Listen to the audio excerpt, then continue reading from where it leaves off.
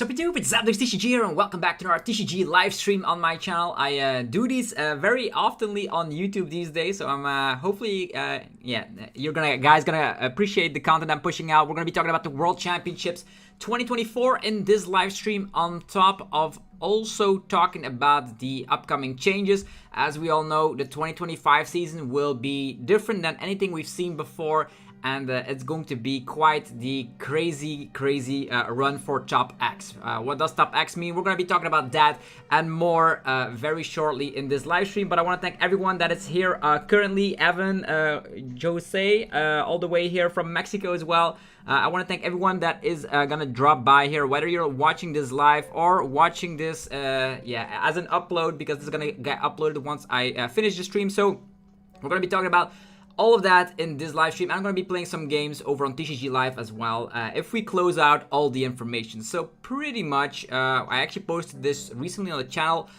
before. The 2025 season changes will probably be dividing specific players out there that are like super competitive and people that like think the Worlds invite should be easier, but more on that later. Let's talk about the current Worlds 2024 over in Honolulu, Hawaii. What a crazy, exciting location that is. As you can see here, this is the artwork that we currently have. These playmats will be ridiculously awesome, and the crazy part about this World Championship is that it will be with the most amount of players ever for a World Championship. People can come to spectate, but the spectator requests are already done. So the thing you had to do is like you had to fill in some sort of a form where you can get notified if you're one of the lucky people that actually get a spectator registration, if that is to speak. But there's still lots of people that are selling their spectator badges, because every Worlds competitor gets 2 spectator badges. So if you don't have a spectator badge quite yet, head over to Twitter and try to find a spectator badge, because there's definitely going to be players out there that are not going to be giving away, like, are actually using their 2 spectator badges. So there's definitely a world where you can still be a spectator for sure. So definitely head over to Twitter. Best of luck for Worlds. Thank you, Evan. Whichever deck you play, I'll just hope I can be on stream for Worlds. That's gonna be one of my bucket lists. In the past, I actually played Worlds 4 times before, and my best score is 5-3. I always try to come up with something anti-meta, or something that just beats the meta entirely, but it is not always working out that way. And as I was saying, it is going to be the biggest World Championships ever, so that's why they're going to be implementing some changes for the 2025 season, which only makes sense. There's going to be reservations for the Pokemon Center at Worlds as well. So if you want to be checking out the Pokemon World Championship Pokemon Center, there's going to be a unique one right here with lots of cool merchandise. Every single year, we of course see that there is going to be a World Championship Pokemon Center, and the store will be open from August 14th all the way to August 18th. So if we do see that is here, there's going to be a high demand and you need reservations. And look at this plushie, only available at Worlds. But as mentioned, if you're not able to make it at Worlds, there's definitely going to be people selling these over on eBay. So yeah, you're probably not going to miss out. There's going to be a fantastic live stream. There's going to be lots of stuff to do. And I'm very curious to see how the World Championship venue will look like, because they actually are making it very awesome. There's the event hall already as well. So you see here the legends of, we have the TCG, the video games, even Unite and Pokemon Go, all of this combined here for the World Championships. But if you want to know here for the Pokemon TCG, today we're talking about everything Worlds 2024, the new season changes, how I personally prepare for tournaments and all that more. It's a live stream, so if you have any questions, feel free to let me know down in the live chat, and I'll definitely be taking a look at them. So right now, there's also like special guests that are coming here. So Pokemon actually partnered up with some content creators throughout the globe, and these are actually going to be at the World Championships as well. So that actually is going to try and hype the people up, I would say. to make sure that yeah, notable trainers and content creators, influencers, all that are going to be at Worlds as well. So if you want some autographs of these fellas or just take pictures of them here and there, there's definitely capability to do that. That's also something they introduced right now. Although I do remember that like Leonhardt was also at Worlds in London, or I don't know if he came to Japan or not, but they have been doing that before. Let's talk about the tournament information here. The tournament information will be that you're gonna have to play 8 rounds during day 1. It's the same thing it has been for years for the Pokemon TCG, so let's just take a look at that. And it's going to be, for the qualifications, we already know we needed 600 in the US, 500 in Europe and all that stuff. CP thresholds will be gone next season because there's going to be a top X race going around, but this was what was necessary to qualify for Worlds 2024. Have you been to Hawaii before? I heard it's a beautiful vacation destination, but also experience, or actually also expensive. Yeah, I have not been to Hawaii ever in my life, so it will be the first time that I'll be visiting that beautiful island group, I would say. Hawaii is just like an exquisite destination. For me personally, going to Japan last year was already like the top of my yeah, bucket list trips, but now Hawaii on top of it. I wonder what they're going to be doing for Worlds 2025, what the location will be. People are speculating it'll be something in Paris, but yeah, I'm not going to be believing those rumors. So there is going to be the tier 1, 2, and 3 invite system, meaning that specific people will have a round 1 bye, and those are going to be the people that are on the highest ranking for the rating zone they are at. So for me personally, I'm just getting my regular invite and actually stop playing after EOIC. So there's that. And there's going to be 6 rounds. As you can see here, I am expecting, even if there are like over 1,025 players out there, which I would not be like, I think there's gonna be less than 1,000, but yeah, as Hawaii is very expensive, you know, people are gonna try and get there, maybe with some fundraising left and right, but there's gonna be like, this is gonna be the category, right? I think about 900 players. We have to take a look at people from Asia, all the way from like Japan and all that are also gonna be going to the World Championships as well. So 8 rounds will be played. You need to win 6 points. Actually, you need to win 6 times in order to go to day 2. So that is very, very crazy. And then after you go 6-2, you can play day 2. And in day 2, there's going to be 3 more rounds, most likely. Yo. If you eat like the locals, you're golden. Fancy lodging, yeah, it's all that. Like the hotels are like insane in Hawaii. I think I'm currently like renting apartments with my group, so we are not going for the crazy expensive stuff because I won't be at the hotel all too much. So that's why we opted to go for apartment renting instead. So yeah, 3 rounds only on day 2. So, and the thing is, in this World Championships, there's no automatic day 2. So that means that there's not going to be that many rounds, to be honest. You play 8 during during day 1, and then 3 during day 2, and then it's all the way up to the astrometrical top cut, I suppose. So interesting. Okay, what to bring, all that stuff. Registration is already up on Arcanine. If you're also going to Worlds, don't forget. And then here's the pricing: $50,000 for first place. If you get top 32, that's $5,000. That's actually super nice. Travel awards. What else do we get here is the World Championship trophy, champion hat, all the good stuff, play mat, trophy cards, like so much crazy stuff you're getting from the World Championships. Thanks for the support, Evan. If everybody already here, if you're enjoying the content I'm pushing out every single day, let me know by rocking the hell out of the like button. It only requires 1 tiny second every time, but does help out the channel tremendously, and the channel has gotten so much incredible love this year alone.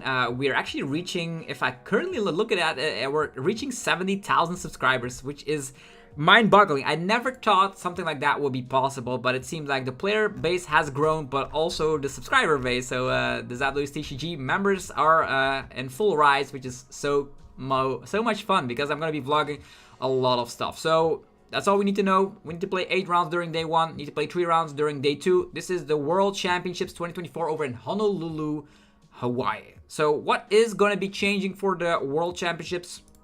Well, one set in particularly, Shrouded Fable, will become legal for the very first time during the World Championships 2024 over on August 16th. So that's where we play that day one, play 8 rounds and see how we go.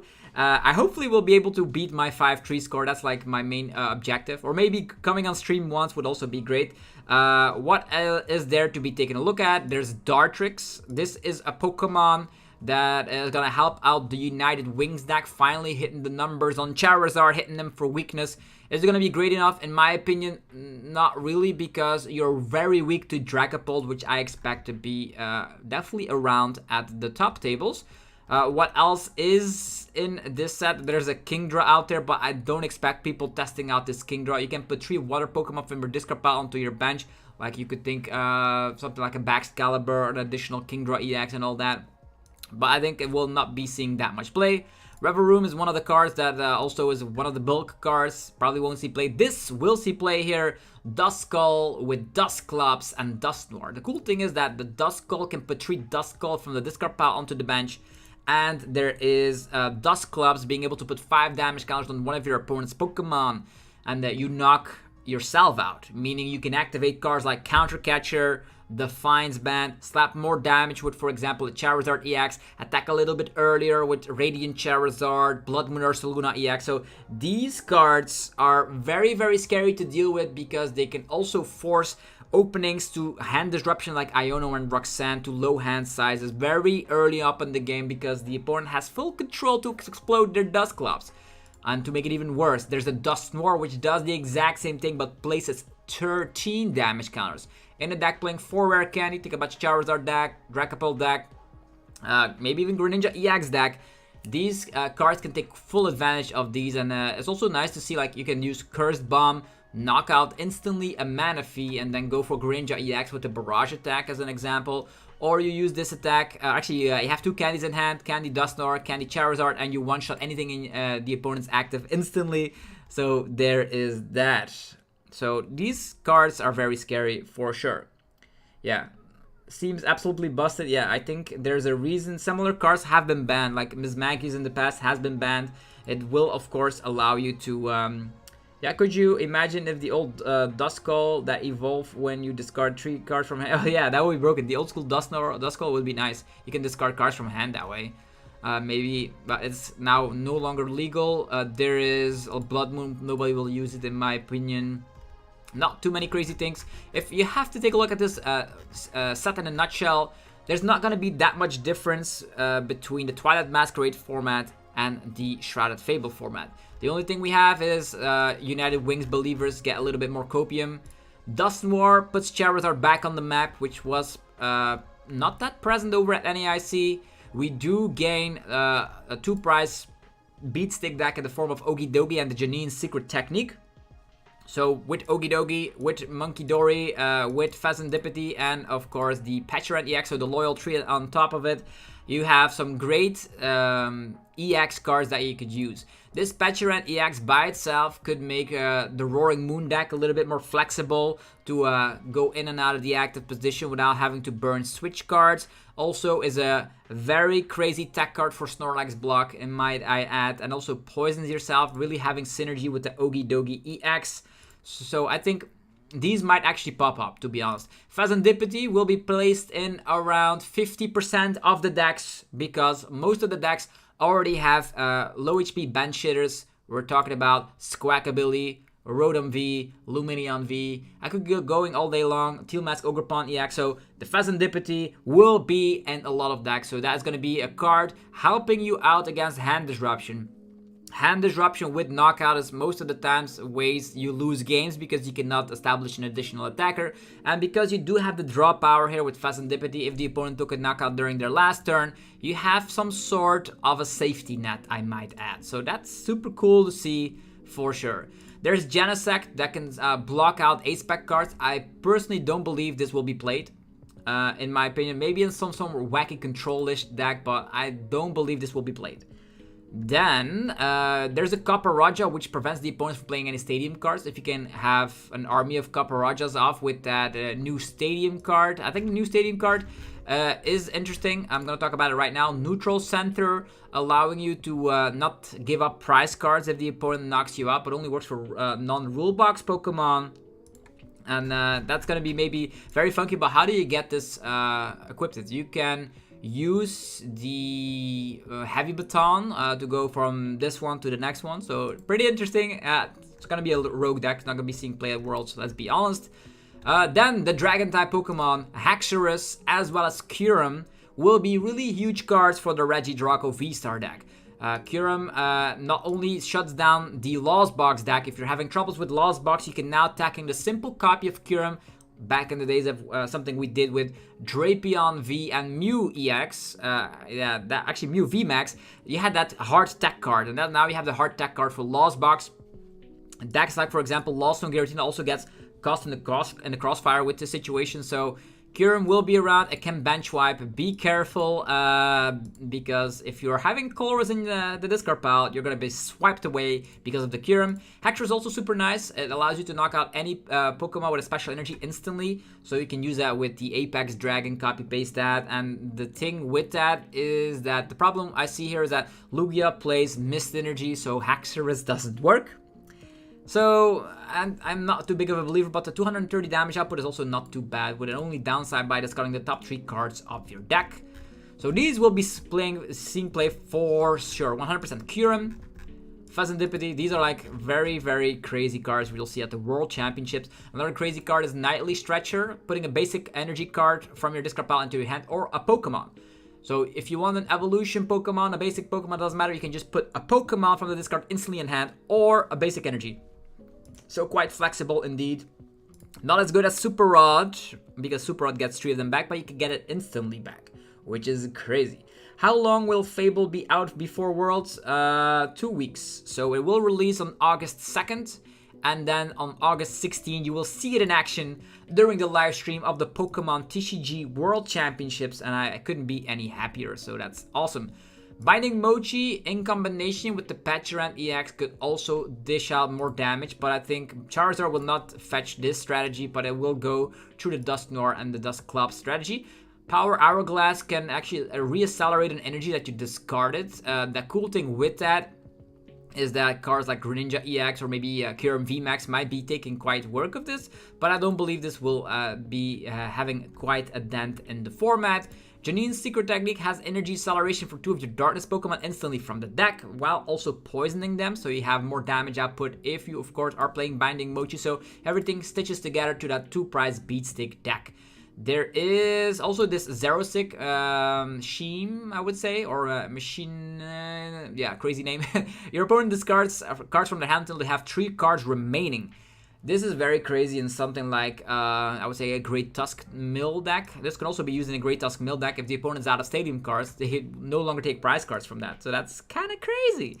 And then the Nighttime Academy, allowing you to put a card from your hand on top of the deck.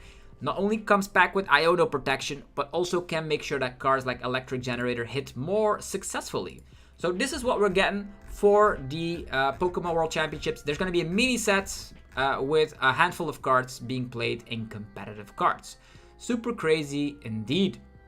I already talked about the tier list. If you want to check that video out, there is a link down below in the description. But yeah, for me personally, is there anything I would change about my tier list that I made before? Gardevoir being tier S, that makes sense. Charizard, Dusknoir, I think these are like pretty much the same. So Charizard being in there. Like Public Enemy #1s, maybe I would say, like, this is actually not bad. I think I put Lugia down a little bit further because people are actually playing Enhanced Hammer to counter Lugia. Raging Bolt has a bad Gardevoir matchup, and with Charizard being able to KO the 2 prizers time and time again, that's actually pretty interesting. Dragapult mix. For me personally, I would be playing Chimpao a little bit higher with 70 HP Frigibaxes, because Chimpao inherently has a strong Gardevoir matchup, has inherently a strong Charizard matchup. I don't know if this Dusknoir will make everything worse for it, but who knows. Goldango with Hyper Aroma, why the hell not? Giratina, because yeah, this is actually well placed, I suppose. I wouldn't be playing Control because the meta is not like 100% defined, although playing crazy cards like Eerie to discard like rare candies from the opponent's field is crazy. Yeah, Draco does have that extra mile because of its versatility. And yeah, also, yeah, Dialga Tank can use that new Night Stadium card, or what was it called? Yeah. So these are like the decks you need to be careful of. I think in the category S, A, and B are decks. Maybe we put United Wings a little bit down because that's just too much hopium. Maybe you put Future Bucks a little bit higher like this, and then we're kind of done. So everything from B all the way to S tier seems to be like cards I'd be personally putting some attention on when playing for the or selecting a deck for the Pokemon World Championships. Let me know in the live chat, what is your favorite deck currently, or which deck do you personally think will win the World Championships over in Honolulu, Hawaii? Let me hear your opinions down below. Is there anything you would change about this tier list? Anything at all? If you want to be taking a look at the current tier list, there's like a couple of decks I personally wouldn't play, like Gouging Fire, Diplin. There's like way better options out there. If you want a 2-price beat stick, head over to Regidrago. It's a fine deck. It's fast. Has draw power. Has 240 HP. So I do see that there's a lot of Dragon type Pokemon over in the format currently. So yeah, they don't have weakness. So weakness will be playing less of relevance, I would say. Although Charizard is still weak to grass, and the Teal Masks are in a lot of decks in the tier 8 category, those will actually be able to punish Zard quite ridiculously. Gardevoir still seems to be one of the better decks in the format, having answers to everything. You could be playing something like Klefki, you could be playing something like Mimikyu, you could be attacking the Gardevoir deck out as you want, Cresselia, Fluttermane, you name it. So there's that. This is my tier list. If you want to learn about all of these decks, most of them I played before, and there's already yeah, a tier list video about it. So okay, moving forward, let's talk about what the Japanese people think the World Championships are looking like currently. So this is their tier list. So what do we see? What do we see? They put Dragapult, Charizard, Gardevoir, and the Regidrago VSTAR all the way in that tier S. They have been playing with the Shrouded Fable cards for a little bit now, and it does make sense. Pult C tier for sure. Really? Yeah, I don't know. I think Dragapult is great. I would swap Bolt and Pult. Bolt is just so much more consistent. Yeah, it's also a deck that can finish 3 games, which is really important because we did stress down that the World Championships, you need to win 6 rounds. You can only afford to lose 2, and if you tie, most of the time that is considered a loss unless you go 5-0-3, which doesn't always happen.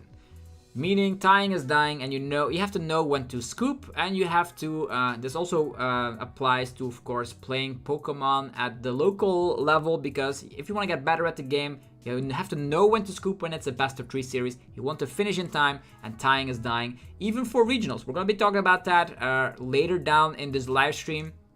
But in Japan, they're convinced that Charizard, Gardevoir, Dragapult, and Regidrago are the tier S decks. For tier A, the Beatstick decks, that's what I call them. Raging Bolt, Roaring Moon, Chimpao, Lugia, and Lostbox. Is Lostbox in danger because of Kyurem?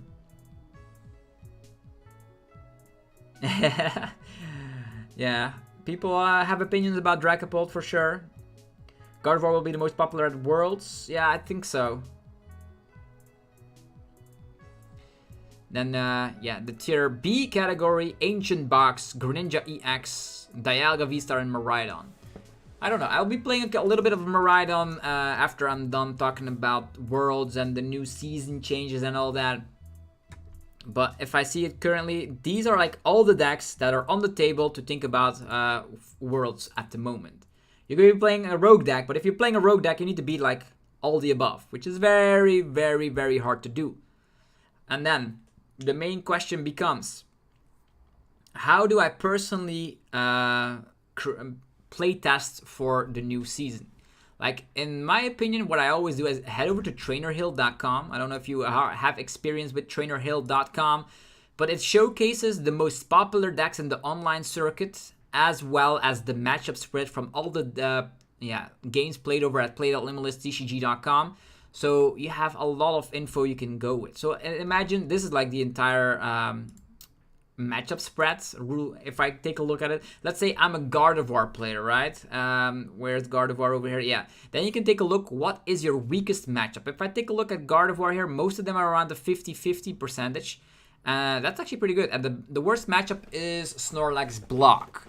And now you're thinking, Snorlax Block, I know that's bad. Maybe I could attack in Turo and Palpad and I fix that matchup. Or I could just say, I skip that matchup entirely and focus on other matchups that are a little bit on the fringe side. Like Dragapult, for example. So playing something like a Cresselia, the Double Monkey Dory is always something you can go with as well to just make sure the Phantom Dive shenanigans doesn't work. So you can just think about the fact, what is my weakest matchup, and then try to practice that. Because I always try to practice matchups that are the weakest the most. So do that as well. And if you're expecting, let's say, Gardevoir as well as Charizard, what are their combined weak matchups, and then take a deck that beats them, and then you're metagaming to the max. That's what I personally always do when selecting a deck for a tournament. Okay, now let's talk about the 2025 season update. I did an entire video about the changes. There's a lot of changes coming for the new format. Most importantly, the top X will be something that people might be scared off with, but you have to think about your main objective as playing the Pokemon TCG. Getting into top X is incredibly hard, takes a lot of time and it takes a lot of effort, and you need to fly to a bunch of regionals and internationals and all that stuff. Just try to enjoy the game locally, have fun at the regionals, maybe try to earn some money and just set your personal goals. You could say like your personal goal could be, I want to get a day 2 at the regionals. That could be a thing. I want to get on stream on the regionals. That could also be something on your bucket list. Make reasonable things on your bucket list because the World Championships is now way harder than it ever was before. So let's talk about these changes and put them into a tier list. So here we have a tier list making on the way. Let's go. Let's putting it over here. Okay, the changes for the new season. Let's see here. The top X invite structure. I would be putting that in the middle, right in the middle. I think it's great on the one hand is that Worlds is getting more exclusive because right now there's like so many people playing the World Championships that they needed to cut it down. The growth of the game has been bigger than anything we've ever seen before. So we just need to make sure that it doesn't make a Worlds less special. I think the top X is great. The problem I see with the top X is that their best finish limits for ICs are grouped together with regionals, meaning that people that have more time and money to go to ICs have the benefit of the doubt. And I also don't like that you cannot book your World trip in advance because you don't know if you're like in the below and like between the 100 and the 125. You don't know if you will have your Worlds invite after a big tournament like NEIC comes on top of it. For all you know, all the players like rank above you at one point, and then it's all going down the drain. Also, I was really nice this season. I was like, oh, 500 CP, you can just narrow it down. You're halfway through the season. Am I getting the goal? You can just get realistic goals, and I think that was nice. You could say like, oh, I wonder, I got top 16 at the regionals, I get 80 points, 80 on top of my current amount, and like, oh, I'm halfway there, something like that. I really like that effect, but now the top X system will be very, very, it's good and bad at the same time. I think making Worlds exclusiver is great, but the top X will just make sure that people, my goal for next season is 300 points. Yeah, just try to have fun at every single regionals. Try to make a lot of new friends, meet new people, play the game that you love. Worlds should not be the end goal. You can just, your goal could also become like, I want to win a League Cup so I can get that beautiful playmat or whatever. It's all happening. What I think is great is, of course, the booster pack update. Like, in the past, there was like huge tournaments, and at one point, you're playing day 2 and you walk away with nothing. I think that is ridiculously bad. And also, getting an entire booster box has now been dropped down. If I take a look at the... Where were we? Over here. Like, booster packs. Where were they? So, booster pack pricing. If you get top 64, you get a booster box. That's crazy good, right? That's crazy good. And, you can even get a booster box if you have top 128, depending on how many players are actually showing up. So I really, really like that.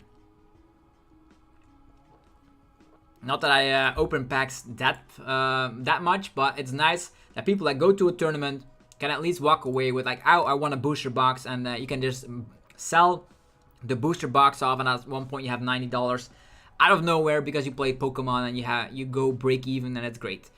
The Swiss structure change is... I would just put it in why. I think they want to save the staff, or actually just close the venues down a little bit earlier, because they go from, instead of playing 9 rounds of Pokemon, only 8 rounds of Pokemon. Instead of playing 6 rounds day 2, only like 3 or 4 rounds. It's way less Pokemon, and you go to tournaments, you free up your entire weekend to play Pokemon. So why in the world would they lower down the amount of rounds? And also with less rounds, it becomes like the variance that you can have, like the unlucky rounds are like being punished way more, and I think that's not gonna be great. But on the other hand, the fatigue will be gone, and people will be able to go take dinner at a reasonable hour after the tournament is over. So that's why I'm not putting it in the idiotic category. It's like the Swiss structure change, it's alright. Okay, next up, the asymmetrical top cut, I think is great. It's very nice because you don't want to be the person bubbling out 9th. That's just such a horrendous feeling. And now I wonder, like with asymmetrical cut, they even go to like extend 32 that have the exact same score, which is going to be pretty damn interesting for sure. Let's see, what else? I see locations and dates. I think it's great. I'll maybe put it in a decent... I would love for the locations to be at different locations, because we've been to the same places over and over and over again. And I'm a person that loves to explore the world. So what we get here is that, again, the same regional, the same places. You have seen it all, so you just focus on the tournament more than doing on all these side activities in the city. In my opinion, I always tell my friends, like, you can only... There's 2 winners to going to regionals. You have the people that go to day 2, and you have the people that can explore the city. So that's like both of the people that are playing actually are winning at one point during the weekend, whether they explore the city, explore some new taverns and all that, or just play day 2. It's nice. Next up, Cup Challenge and Best Finish limit. I'm okay with it. I'm not like the personally like a local grinder.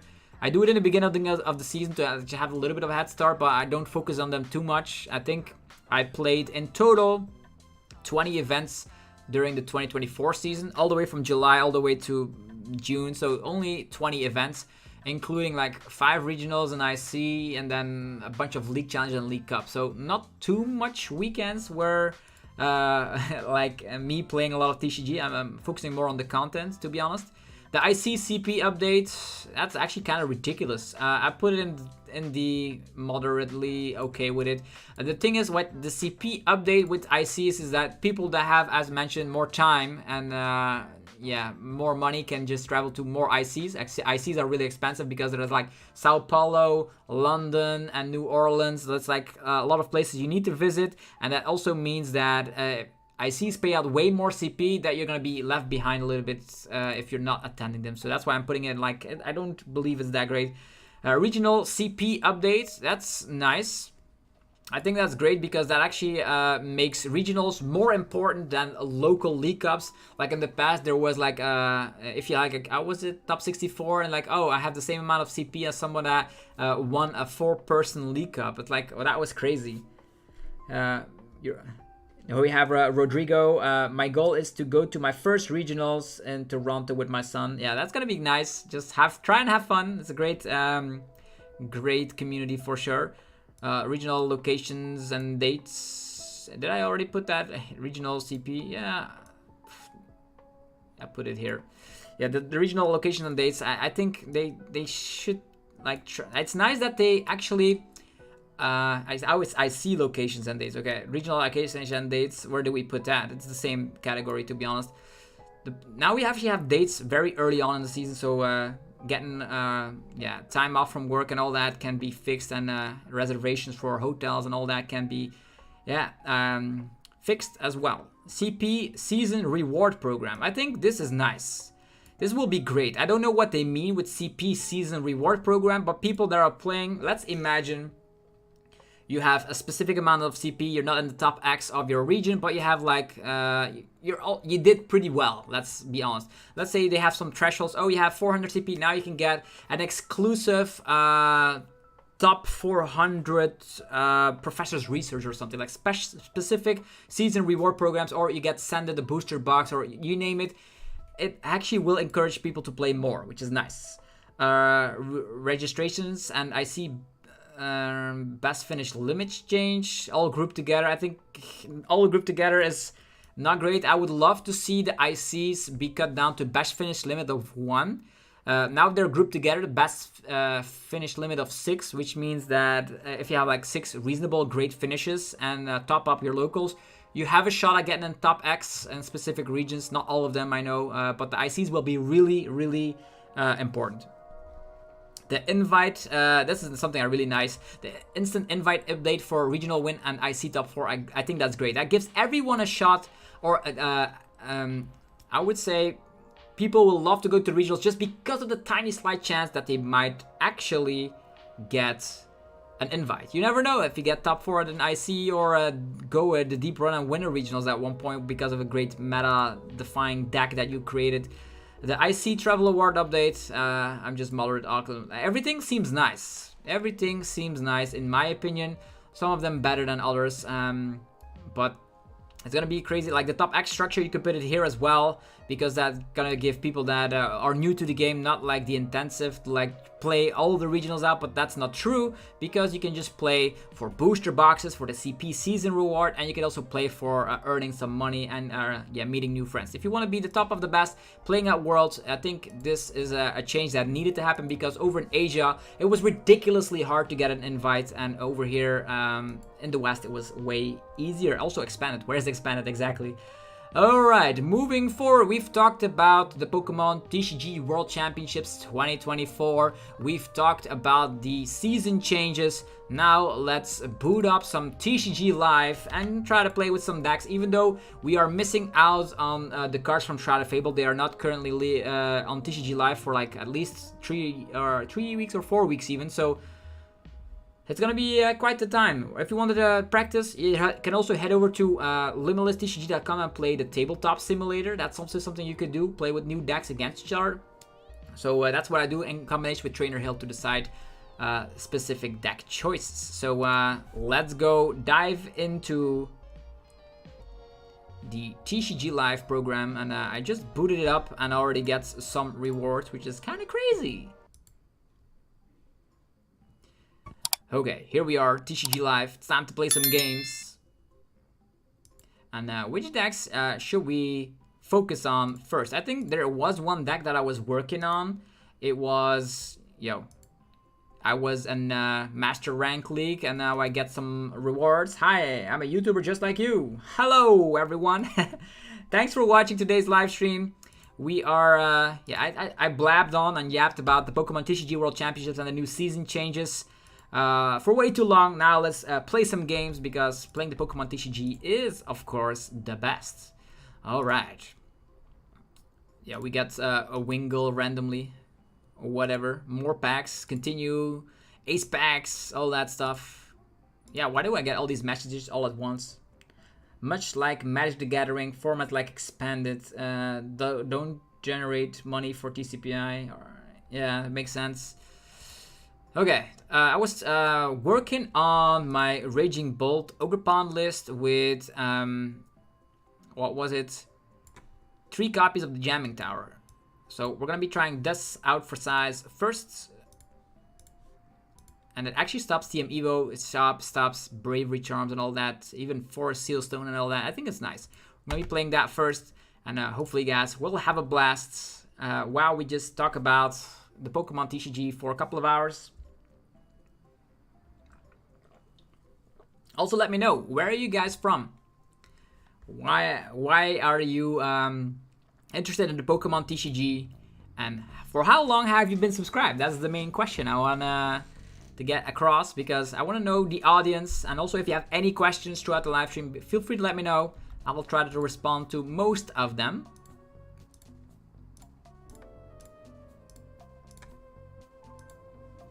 All right. We have Greninja as the opener. Also Sada already in hand. That's nice. I wonder if the opponent will let us go first or second. I didn't actually check. It's the opponent's turn. That's nice. We're playing Pokemon Catchers. We are also playing the Jamming Tower. So looks like we're up against Chimpao. Greetings from Texas. From Norway, started to play September last year after a 13-year break. Wow, the good old classic Hurt Gold Soul Silver times. It's fantastic. How many points do you think will be needed for top 125? I actually try to calculate that. I think it will be for Europe specifically. I'm currently like 49th this season with 690 CP. So I think people push it a little bit further. I would say we also get more CP with internationals and regionals. So I think it probably will be around 850, maybe? I think so. Okay, Chimpao in the active. We can take that down.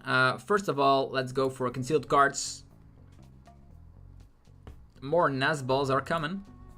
So Nazball, we get Squawkabilly up in the mix. Next up, Nazball, we get a Raging Bolt. There we go. We can also get a Teal Mask. Pokemon Catcher. This is actually not... I want to knock this guy out, right? So that's our main objective currently. So let's get rid of these. Try to get the Teal Mask up and ready to go as well. How many Sawdust do we have access to? 3 additional Sawdust. I don't want a Sawdust for only 1. That's kind of silly. Dragging Shoes.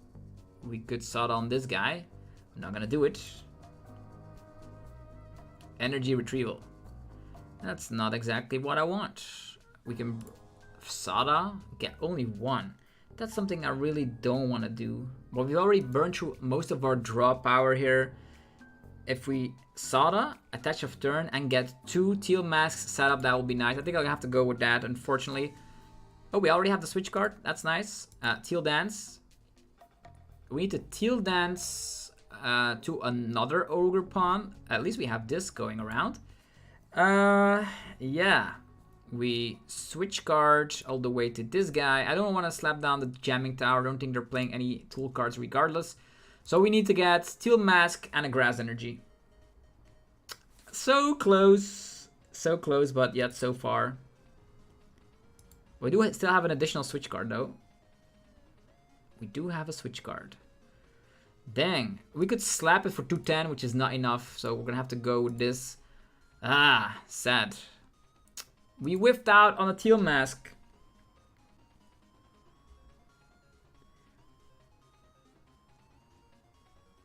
Texas. I played in base sets Rocket days, and my son picked up Pokemon, so I picked it back up and love playing and collecting with him. That's super nice. Some father and son time. You've been subbed since Lost Origin came out, so that's the one and only Giratina set. Oh no, there's the Iron Bundle. That's silly. Okay, we also threw away an Iono, which is not great. But if we throw this, they can take 3 prize cards. It's gonna have to be this. Have to be this Ogre Pawn. They also require more energies to do it. Do you remember me from Dortmund? Daniel Powell, yeah.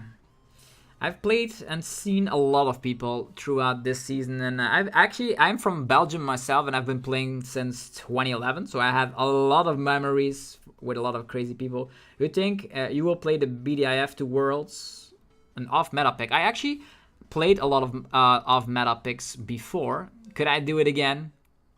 Should I do it again? Those are all questions. That's not fair. They had literally everything. Okay. Now Raging Bolt will need to do it. I'm gonna save my Jamming Tower, overlap the Pokestop, knock out the Chimpow, and go from there. Prime Catcher? This guy? Yeah, concealed cards. A Raging Bolt again.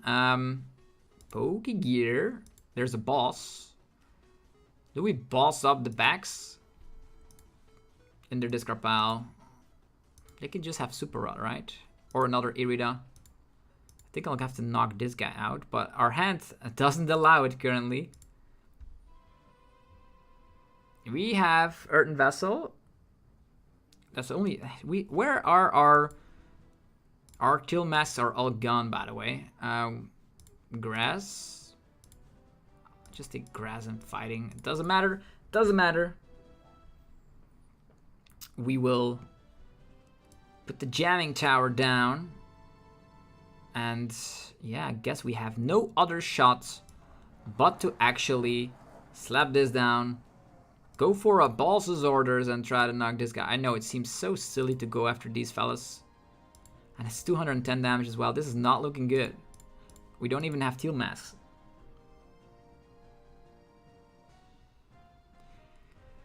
Yeah, maybe we should be the Lost City. Like slapping them in the Lost City. But I haven't seen that much Chimpow around. You've been subbed since late 2017 around Burning Shadows. Oh, Evan, you've been around for quite a while. Never get what I want when I play Chimpow. Raging Bull is my most played deck. This feels like a hard matchup. Yeah. I don't know if it's a hard matchup. I would have been fine if I would have been able to KO their Chimpow instantly. There's the second backs. We need draw power with this. Maybe... Yeah, they have B-Barrel. Maybe we're in luck and their Super Rods are prized. Okay, that's not bad. Another Irida down the drain. That's 4 Irida down. 4 Irida down. Okay, cool. Yeah, shuffle these in. We're gonna try and go after this one again and see how it goes. Shivery Chill, 2 energies. Another Chimpow. I'm gonna try and go after these backs time and time again. Maybe that's the great plan, but they probably... Maybe their last candy is priced. That is my copium play. That's not what we want. Definitely not what we want.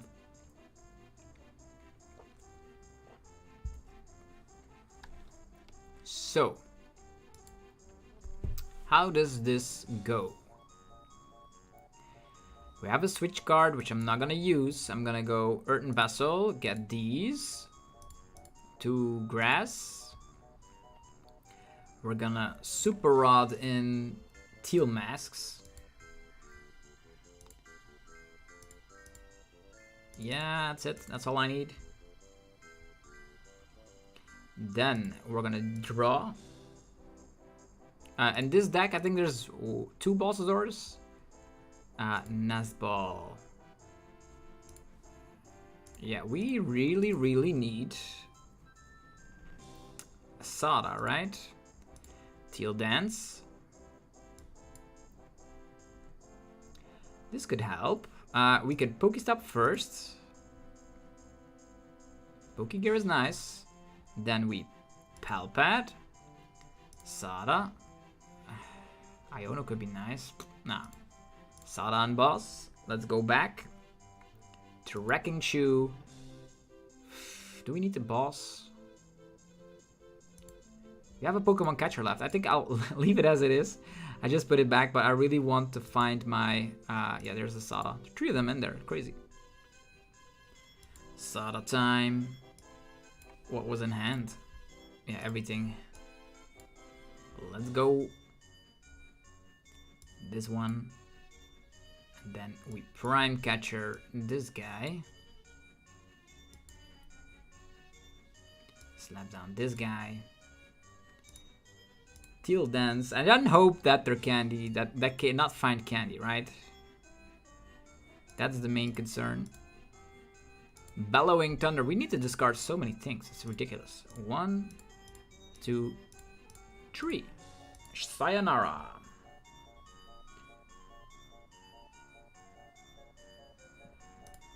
Okay, and now we have double up on the Pokemon catcher.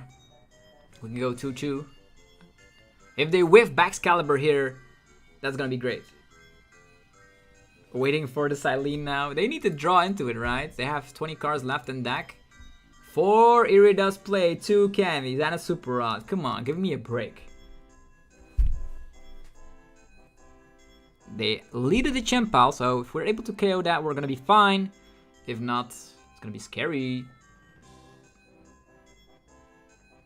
Could have grabbed that Balsasaurus to ensure, but we need to play Sada every time, so it will not matter.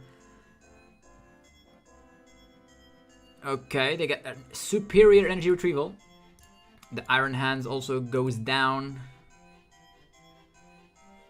Superior energy retrieval, but they don't. They're gonna Super Rod first. Get some energies in there. Oh, the second bags. They want to really find the bags. They cannot establish, and now we just Pokemon catch a Frigibax. That's also an option. Just slap is an option. Or we KO Chimpao, and now we need to focus on the Frigibax. Come on. What will they do? They played 2 Super Rod, and in their discard pile 2 Frigibax. Meaning, if they only play 2 Super Rods, we should be good. We can focus on knocking out Frigibax. Superior energy retrieval. Maybe they will not have enough energies left. With 2 Super Rods gone, they're just getting 1 energy. Just try to 2 retrievals, 2 Super Prime Catcher. No, it's my Squack. That's not good. Nazball nothing. I'm gonna like YOLO. Superior energy retrieval once again. 8 energies down. How many retrievals down? What is that? Do they have Baxcalibur? Another retrieval down. What? Do they have Candy and Bax in hand? That would be incredible. Ultra Ball. Candy Bax and 3 energies. Yeah, that's 620. Yeah, if they have that, they have it. They literally have it. Man, that was insane. Super Cold, doing it. Doing the job here. Perfect numbers. Crazy. That was insane. When the Chimpao players draw everything. And they still had 11 cards left in deck. But they got there. Played 4 retrievals, played 2 Super Rod. They played everything out and they got there. Unfortunately. I would have gone after the Frigibax with Pokemon Catcher. And that would have been the game. It would have been the game. Okay. Moving forward. Time for some... What do we have here? Miraidon 2.0. With Blood Moon, 18 energies, 16 in total there. Iron Bundle, Lost Vacuum, 2 Bravery Charms.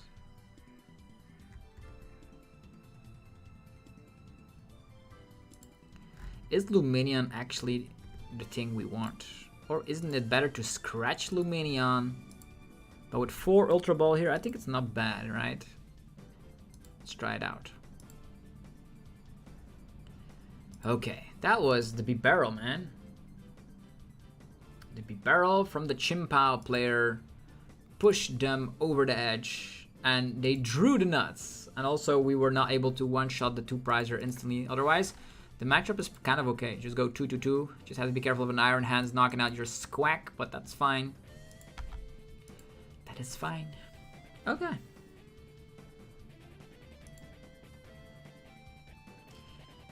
Let's go for Miraidon this time around. Also, if you guys are looking for sleeves, binders, and deck boxes, head over to dragonshield.com and get 5% off using the coupon Zapdos5. There's yourplaymat.com to create your own unique custom playmat. PotownStore.com for your TCG Live code card needs. You can stock up on some codes with instant email delivery using the coupon ZapdosTCG for 5% off. And cardmarket.com for European players to buy and sell cards to people all across Europe. Use the referral name ZapdosTCG to help support the channel. Okay, here we are. Always starting off with the Radiant Greninja here. We have the Squack. We're gonna go up. Oh, we're back to. Why is everyone playing Chimpao? Everyone is playing Chimpao today. That's kind of crazy.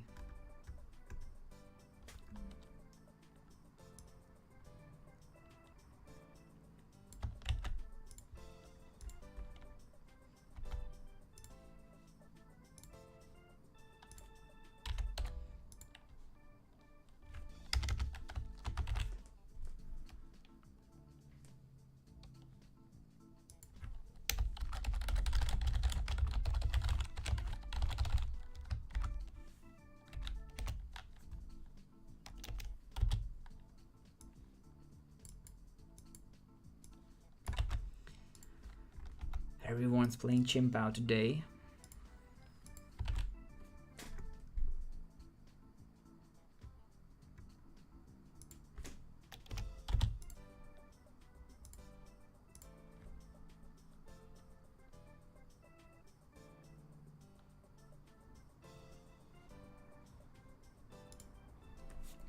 So, with 2 generators in hand, I would love to find an Ultra Ball or a Nuzball. There's a town store, which is absolutely doing nothing. It's absolutely doing nothing. I have to give up on 2 generators here. We do have the Blood Moon. I guess I could slap that down. Iron Bundle. I'm not going to use Iron Bundle in this scenario. I'm just going to Squawk and Seize. Miraidon. This one. Attachment. Here. We're not gonna bench everything because they're gonna have tandem units. Let's get Raikou. We can get Mew thrown up in the mix for some more draw power. Do we have Forest Sealstone? We have Forest Sealstone, okay.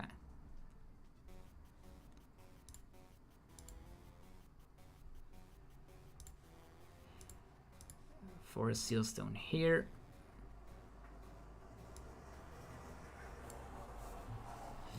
We could Lumineon here. We could Lumineon, Mew EX. Now that I think about Mew EX could also do some stuff if we have already an energy onto it, which will be really difficult to pull off. Let's just go Ultra Ball, Lumineon, and go from there. Lumineon time. Yeah, I know. We have 2 Pokemon that give up 3 prize cards. That's crazy. Arven. We only have 1 generator.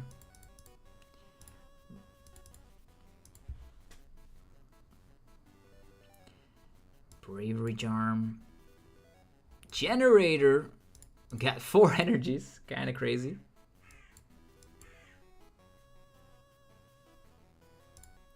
Retreat. And we still have Forest Sealstone to work with, so it's gonna be a classic Prime Catcher or something.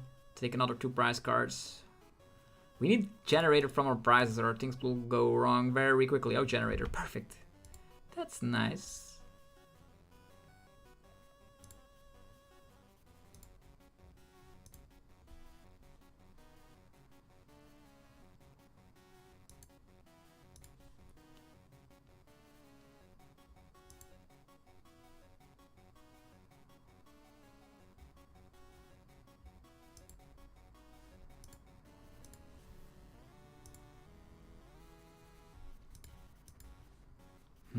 What are my thoughts on Lugia without Cinccino? I just love Cinccino so much. It's like such a threat.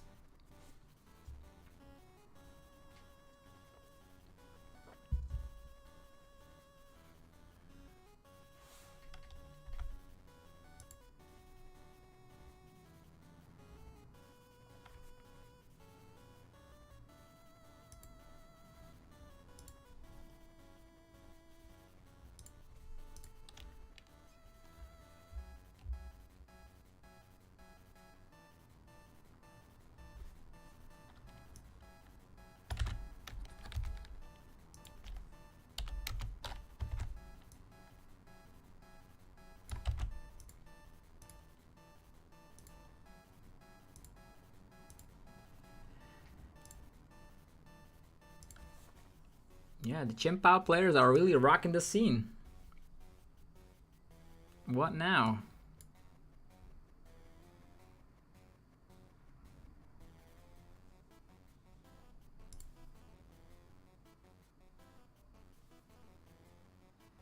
We still cannot attack with Blood Moon, unfortunately. But we do have Forest Seal Stone. I think I'm gonna go with Pokestop first. This is nice. We Nest Ball. Here we go. Get Miraidon. See what the generator brings. This TTE is not what I want. I'm gonna generator first. Only one energy. Yowza. Only one energy. What can we do with like all of our generators are discarded? Can only slap 200. I guess we go after Baxcalibur again and hope for the best. Yeah. Guess it's the only thing we can do.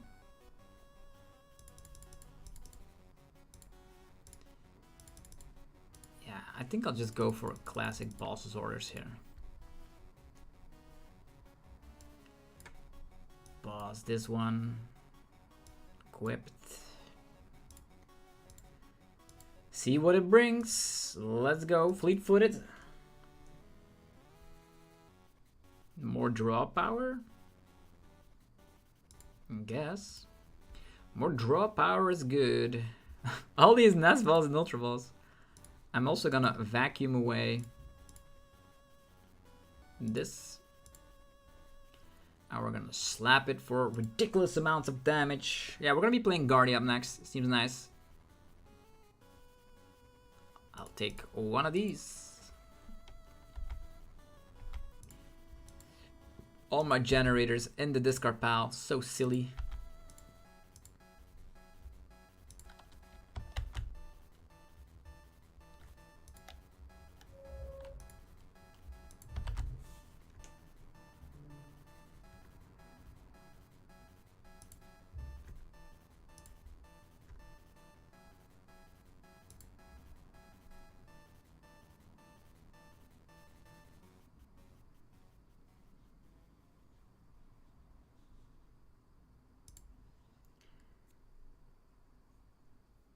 They always have everything.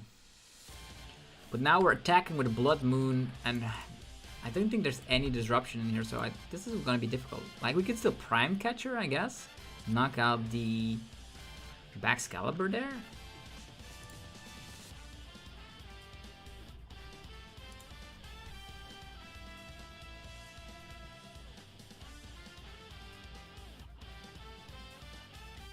Yeah, Dax without Bibarel, imagine. Well, Bibarel won Worlds in London, right? What now? Only one of these. That's fantastic news. We don't have any draw power. We do have an energy. And the opponent has taken 1, 2, 3, 4 prizes. Let's see here. Tandem unit to start it all off. We still have a Zapdos, which is irrelevant. Arven is not going to get us anything. I think if we Arven, like if we draw into like Radiant Greninja and get Arven and energy, we get there as well. With this scenario, 8 energies in the discard pile, 2 retrievals down. Maybe we're in luck. What to do? Yeah, I guess this doesn't make any difference anymore. This is the only way. I guess we retreat here, get that equipped and slap it for 240 and hope. They have Ninja, which, what, there's 8 energies in a discard pile.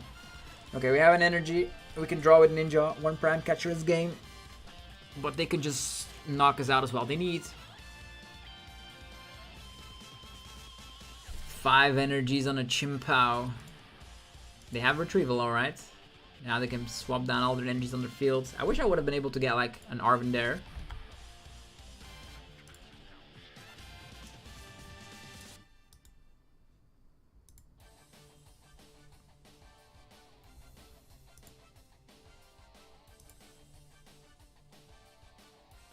Yeah, I'd been playing the list from NEIC, the Turbo list from Maridon. I'm not too keen on it currently.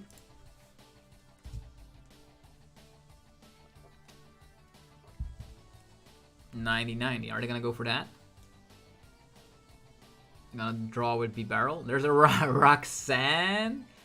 Are you kidding me? Who plays Roxanne and Chimpa? We have Arven for a game though. But do they have enough energies? With Chimpao, oh yeah, they can just Shivery Chill, right? 2 energies, 3 energies, Shivery Chill. They probably have at least 1 energy in hand. Now they're gonna drop it down. These Chimpao players have everything. I'm telling you.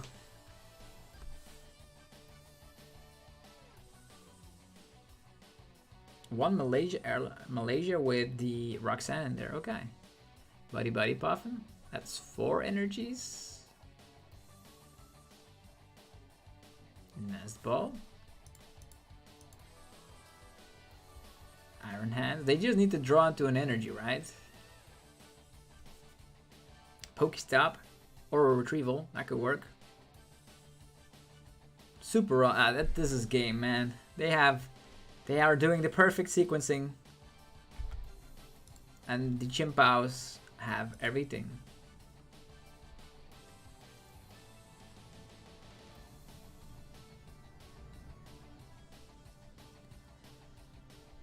Yeah, this is not working out. Chimpao wins everything. What now? Which deck should we check out next? Gardevoir? I think you guys wanted to be seeing some Gardy.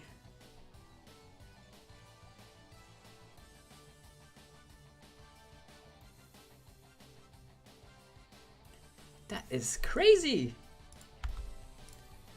Like, I haven't seen Chimpao draw that well. Like, in our local scene, but here, clearly, opponents have everything. So, Gardevoir. I'll cut down. I'll just take a look at here. At a deck. We're gonna be cutting this little fella. All the rest seems good. Fluttermane, Monkey Dory. I'll be cutting that down. This seems fine. 4 of these. 3 Iono, 1 Turo, 1 Boss.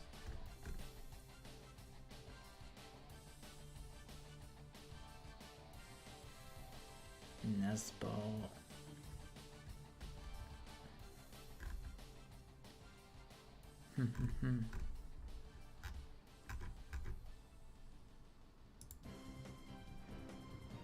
Let's try out with 2 Monkey Dories and playing 2 Darkness Energies. Let's try that out for size. Maybe I should just only play 1 Darkness Energy and play Klefki instead. I think Klefki's not bad. Like this. Maybe this is better. Okay. Let's try out Gardy 2.0, ladies and gentlemen.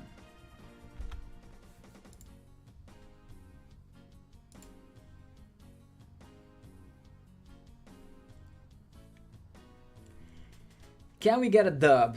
Because if we see another Chimpao here, that would be insane.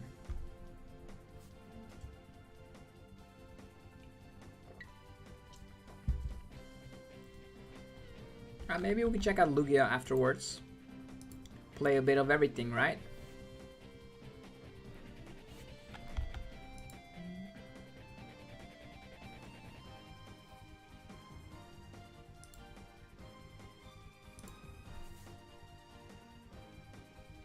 Wow, this is a great hand. A bunch of rolls already.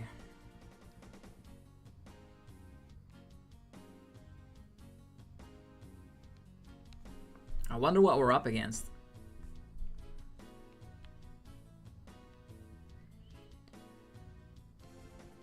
Snorlax block? What's going on today? Well, attachment. If we go Buddy Puff and then summon Alderwaltz, I think that's not too bad. Otherwise, they're just gonna slap our field with Pokemon that we don't want. So Drifloon, Klefki, maybe just these two.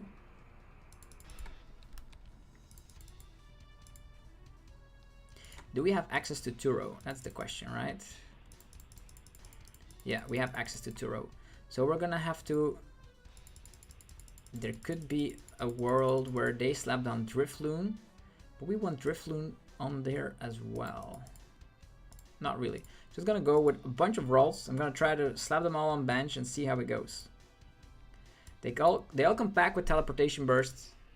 And then if we Arven once again, and then go for Buddy, or actually TM Evo and Buddy Puffin, we can establish... this is scary. Accompanying Flute. Yeah, they're not gonna slap down anything. Arven, are they gonna do it again?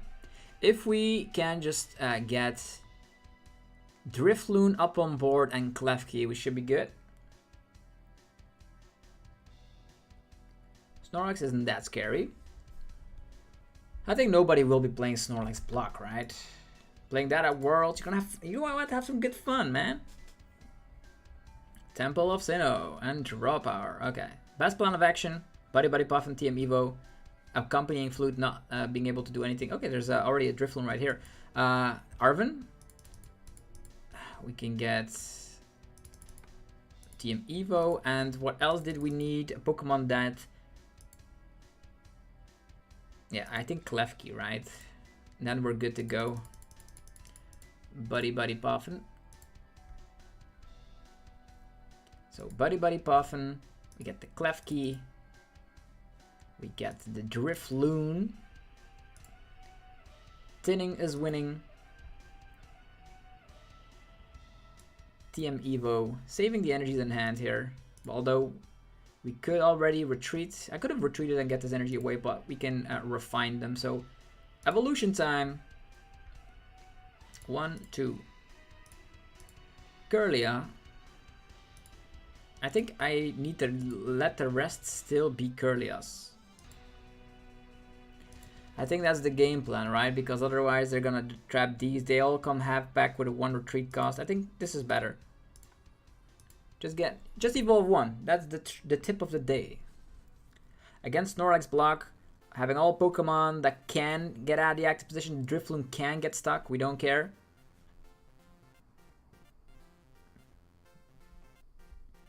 Snorlax block strategies. We can refine the energy. We still have a Turo. And Gardevoir EX can knock this out. No problems asked. Heroescape. This guy has a 250 HP Snorlax. Crazy. Yeah, Heroescape, that is annoying. Super Rod. We're gonna refine. Get rid of an energy. You have a Gardevoir EX. Interesting.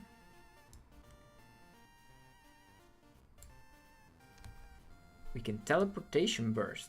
Slap a little bit of damage. Put some energies on the Drifloon. I don't need Gardevoir EX quite yet. Because I want to save my draw power. I'm just gonna go for Iono.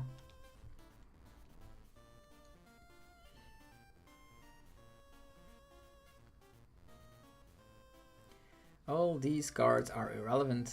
We're gonna teleportation burst.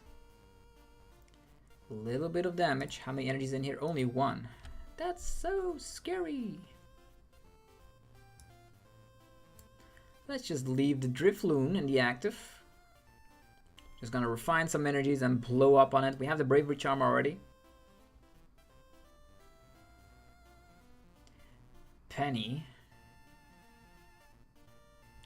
They're gonna boss up the Kirlia.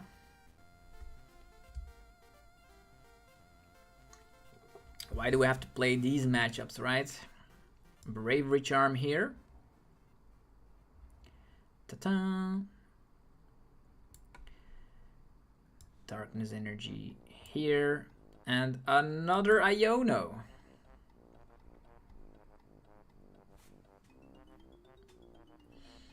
These are not bad. Refinement, the Psychic Energy.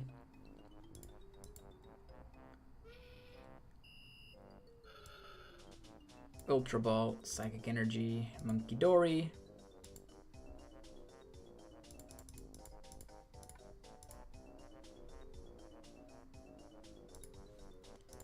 Three Psychic Energies in there, that's perfect. Psychic Embrace. 1. Don't forget, we also still have Boss's Orders. This is how I typically play the Guardian matchup up against Snorlax. Just try to only get one Guardian play. Everything has a retreat cost of 1, which is totally awesome. Snorlax again.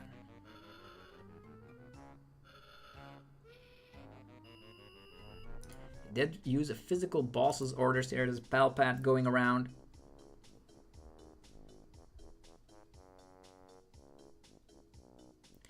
Yeah, an ideal class on how to play Guardy against Snorlax block. That's what we're seeing here. There's a Penny. That's annoying. Don't burn your Turo quite yet.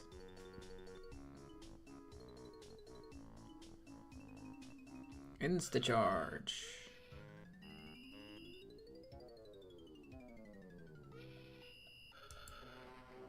Yeah, I'm just gonna knock this guy out. There we go. First prize card acquired. There's an Arven. That's nice. Arven means vessel. Vessel means more energies. At one point, we can actually Turo. They need to like gust up a Pokemon now. They're probably gonna be gusting up a Ralts. But the Ralts can teleportation burst. They're going for the Drifloon here. They think we do not have what it takes to get enough energies to start swinging. And Fair Stamp's not useful in this matchup. Arven.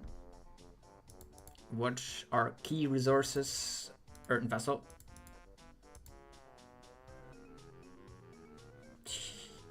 Bravery Charm. Let's get these. Earthen Vessel. Get rid of this. Psychic Energies from the deck. We have only 2, but that's enough. That is enough. We're gonna end the turn. Could have Turoed and slapped a huge amount of damage. That's true.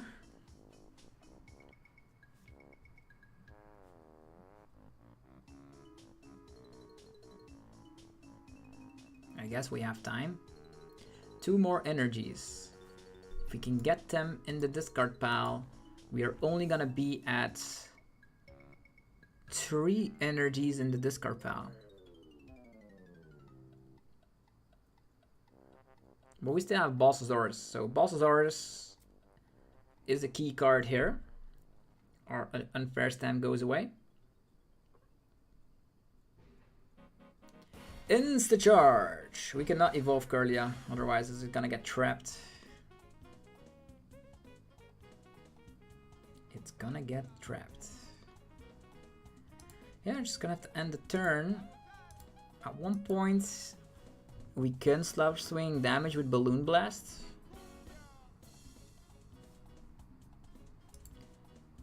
There's Super Rods that can get discarded.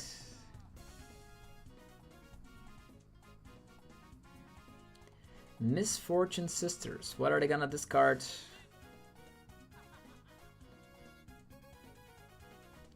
Counter Catcher. It's not gonna be doing too much. We have all the time in the world, by the way. Just try to play chill. Hisuian Heavy Ball pass. The only thing we're interested in is finding enough ways. You can already Turo here.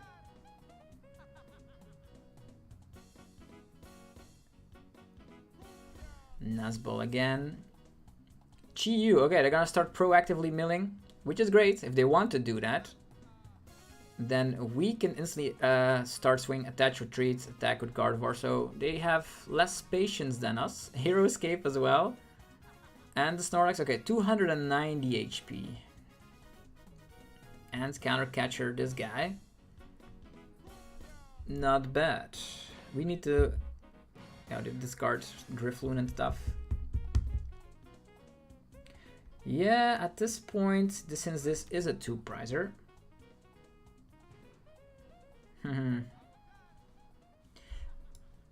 This is a 2-prizer. Retreat.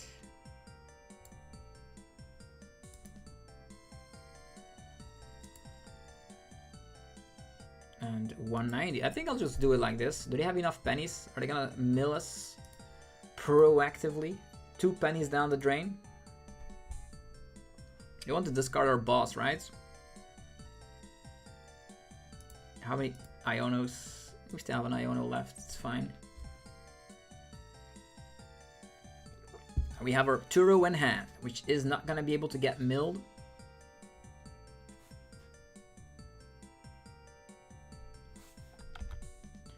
We're gonna be at the World Championships for the senior category. Well, Miri Shiki, I hope you do well. It's gonna be quite the blast. The World Championships are so awesome. You really appreciate the work, thanks. I'm trying my best. We are very close on reaching 70,000 subscribers, which is nice. I'm currently doing a little bit of a live stream left and right. Just have good times going around. They could just, I wonder what they're gonna, they have the penny. They have the penny. Go for the Rotom, then retreat it again. But now there are currently 2 Psychic Energies in this card pile. If we Turo this one, that's 4. Mantine? Collapse? No. Why is the Mantine there? Handheld Fan? Well, that's also an annoying card. Insta Charge. We have an Ultra Ball. Okay. The cool thing I can do here is we can just Miracle Force. Yeah, just Miracle Force. They're gonna do some stuff. We still have an Ultra Ball in hand. And yeah, an energy is gonna go to probably this Ralts, if I had to guess. We can still Turo that. No, it's gonna go to the Klefki. Sure. What do we get? An Earthen Vessel. So we have great cards in order to one-shot anything in game. So if you're wondering how to play the Gardevoir Snorlax matchup, this is how I typically do it. Eerie. No! My Ultra Ball. Should have done it earlier. But nah, it's fine. We can always attach of the turn to Guardy and then Turo it up. That's what's gonna be.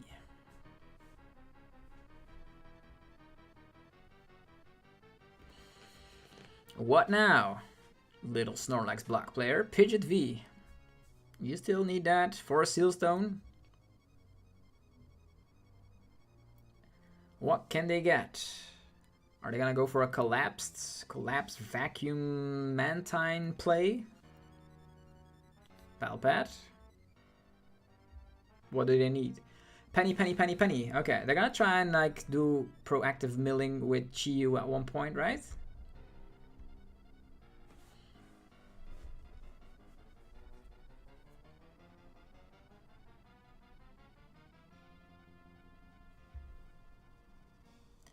Yeah, maybe I should make this video on how to play Snorlax block, how to play Gardevoir up against Snorlax block.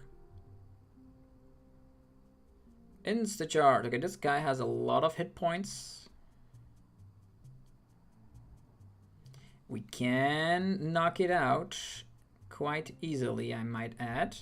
So what I will be doing here is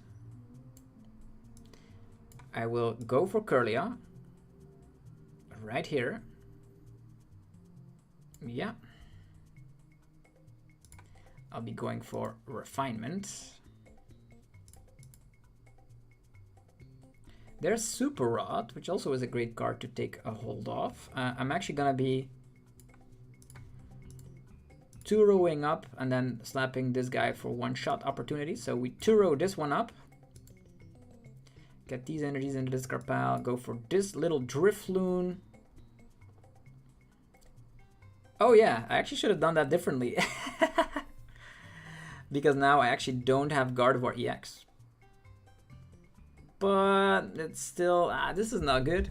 Should have done it completely different. I should have used the Psychic Embrace, retreat. Yeah, should have used the Psychic Embrace before we did anything. But now I wasted my Turo. Sure, can we still win? They have 5 cards left in deck. They have a bunch of pennies, but we're not doing anything. But they can infinitely loop with Pidgeot. They're not gonna trap these little fellas, and we still have Super Rod in hand. So they're gonna penny up, promote. Oh, now we're kind of in trouble. They can put Monkey Dory up in play. It can attack though. This has 210 HP. Born Ashore. Little do you know, we still have Bossasaurus, man. Will it be enough? Will it be enough? Okay. Refinement. There's the Bossasaurus that I wanted. I'm gonna boss up the Pidgeot while it's still in play, which is gonna be totally awesome, and then they will deck out before us, right? That is the game plan. So we have 5 energies here, that's perfect. Psychic Embrace. 1. 2. 3. 4. Is 4 enough? 4 is 240 damage output. I think knocking out the Rotom there is also something nice. Can also knock this guy out, save our boss for later. They're probably gonna trap at least something else. They're gonna trap Manaphy, yeah, 100%. And Manaphy is gonna be losing ourselves the game. So we need to save that boss's orders. And this is so silly. Let's check it out. Trainers, yeah, they can still loop, so that's bad. They can still loop. At least the Hero Escape is gone. Yeah, we have a boss's orders, but it's not gonna be doing anything. Yeah, I could have bossed up the Pidgeot, but they could still Silene and Team Yell's Cheer. Yeah, I should have not like misplayed that Turo part. How many counter catchers in here? Only 1. Dang.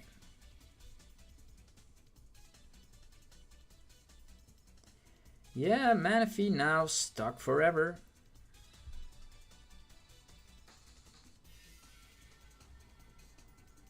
This is where it all went wrong. Should have saved my Turo.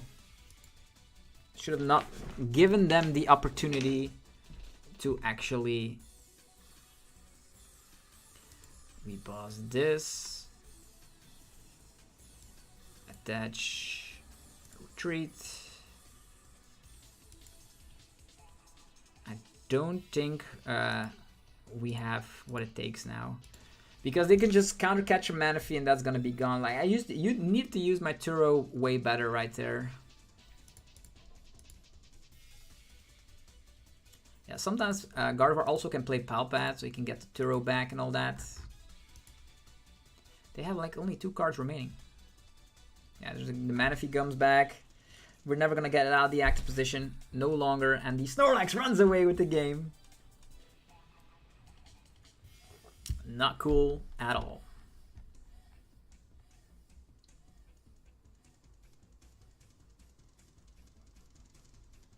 Yeah, a 0-6 from the new set would be crazy. As you see here, we have no other answers and we lose to the Snorlax block because of that one tiny mistake we made with the Turo. But that's how I play. I just slap my bench full of Ralts. I also slap down the Klefki, and everything cannot get trapped. And at one point, you have enough energies to lash out to the game. You have the balls, you have the Turo. That would be enough to win to the Snorlax block matchup. So don't be afraid if you see it. There are definitely win conditions. Yeah, most of these decks don't feel like they say like, oh, this is the play for Worlds. Definitely not.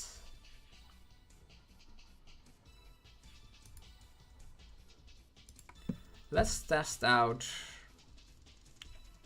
Regidrago VSTAR.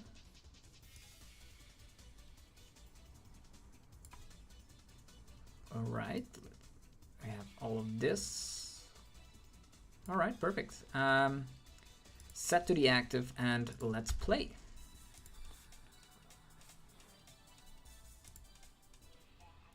What in the world was that? Try to have some fun and then suddenly Snorlax block appears. It's always that, always the same.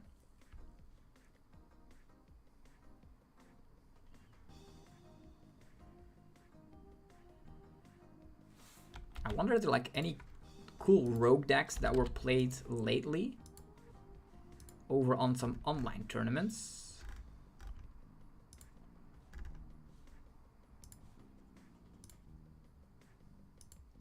Opponent will go first. Come on.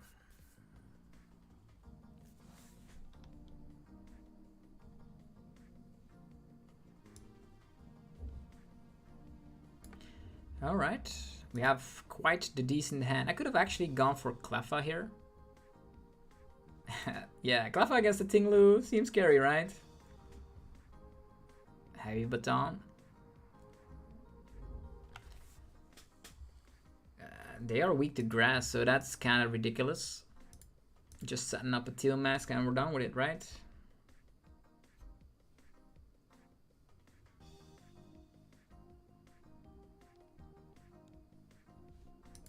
Carmine, Squawkabilly.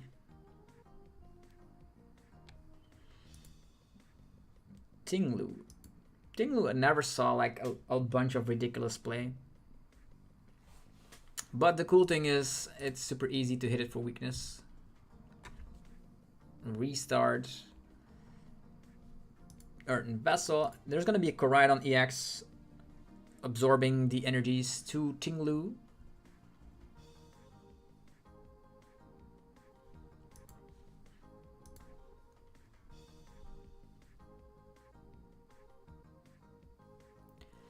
An Ultra Ball coming down, so 100% gonna be seeing that Koraidon.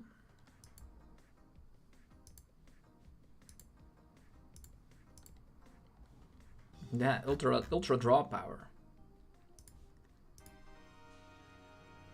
And Monkey Dory as well, grabbing away my Teal Mask, sure. And Dino Cry. Okay. In theory, there's still something we could do here. We can get Teal Mask. Followed up by, how about it, another Teal Mask. Yeah, take these. Teal Dance. Regidrago VSTAR.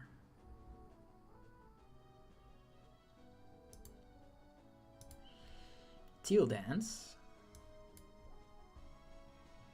Another Regidrago VSTAR. Okay. This guy clearly is going to attack our Teal Mask fellas. Let's just try to hang on there and save some time by bossing up this guy. Let's go. Maybe I should have waited with the boss so I can use Regidrago VSTAR.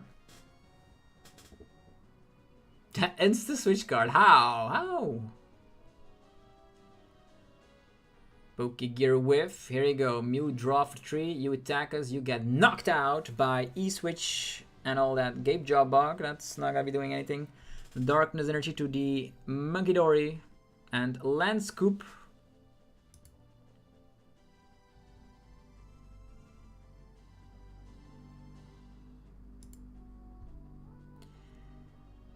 This is tricky. I should have waited my Bulbasaur's here.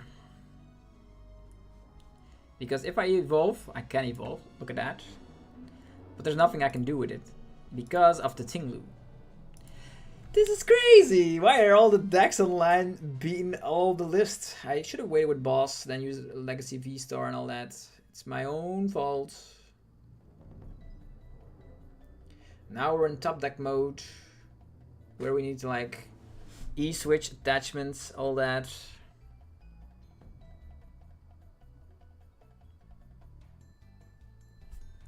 Let's see what we can come up with. Superior energy retrieval, not doing anything. What? What? The Tinglu deck is really wrecking me. And now this guy will be able to respond. So let's get out of here. What's going on here? The rank ladder is full of whack stuff. And I should have saved my boss 100% of the time, but still. Borns have literally all the nuts. All the wackiest decks are winning. So, we need to take a quick look at Lugia 3.0, like the way I'd be playing it. To Carmine. Yeah, let's check out if Lugia can win games on the rank ladder. I couldn't get any supporters. Still asking for no supporters. Just getting like all the Drago VSTARs.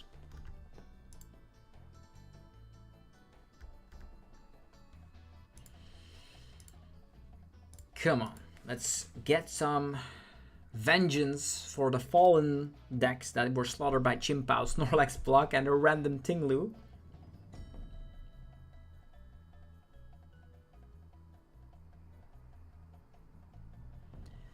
Okay, we go second with Lugia. Start off with this.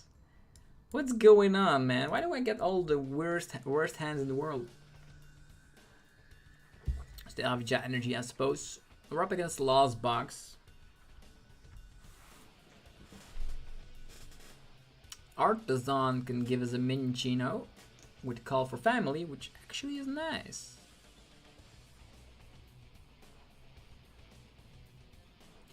Random Ogie Dogie deck that hits us for a weakness. You're not. I'm not making this up, man. Thanks, Max Power, for joining the stream. I'm having a great day. Hopefully, I'm having a great day as well. We are in a situation where I'm keep drawing like really poorly, and the opponents have the nuts every single time. They already have 3 cards in the loss zone. Like, this is gonna ruin me.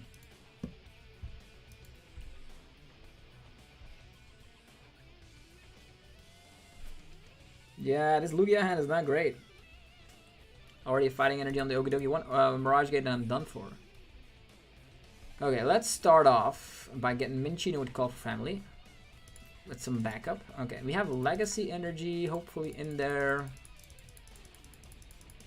Yeah, we have Legacy Energy. Cool. Looks like our Ogre Pawn is prized. Come on. We have a Luminion. Luminion can get us in the game at least. Great Ball. These are all cards we don't need because I'm gonna research away. Silly stuff. Jet Energy all the way up front. Luminion time. I'm actually gonna slap down. I'm not gonna slap on Collapse, otherwise I will not have enough space for Lugia and 2 Archeops. I'm gonna have to be the big old classic research.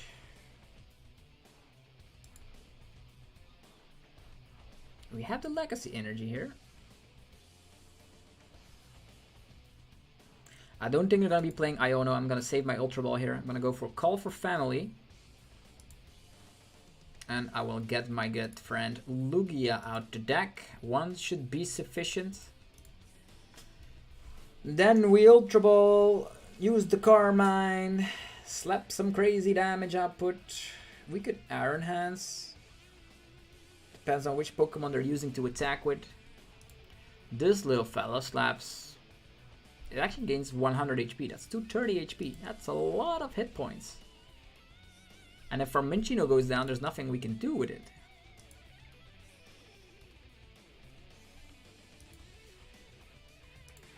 Lost box. A lot of cards down the drain already. With this guy, we'll have 100 additional HP. That's 230. That's a number we can only one-shot with our own Chinchino. Can get a Legacy Energy on the Iron Hands, give up a 1 prize card there, then take 2 prize cards there, and then set up another Minchino.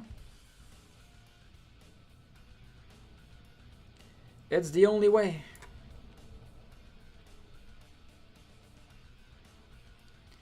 Okay, now we're talking. Legacy Energy over here. Ultra Ball. Let's get rid of this. Let's get rid of that. Archeops number 2. Ultra Ball. Let's get rid of this. Let's get rid of that. Lugia VSTAR.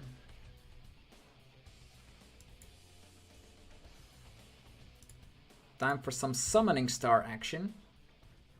We're gonna summon 2 Archeops down. Gonna give some Primal Turbo action here. Double Turbo and Gift. We do hit for weakness, so that's fine. 1, 2. Lugia can also attack, but the problem is this guy can only get knocked out by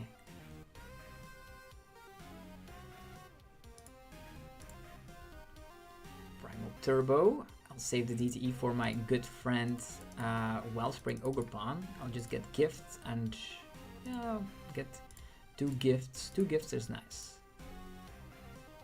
1, saving my jet for later. Now we're gonna Carmine away. And no Minchino! It means we're gonna have to get Boss's orders now. That's so silly. Amp you very much. I think we cannot use Ogerpon because of the fact that our fella's gonna get knocked out by this crazy Ogie Dogie with way too much HP that we cannot handle. And we don't have Boss currently in hand, and there's a Boss in our discard pile.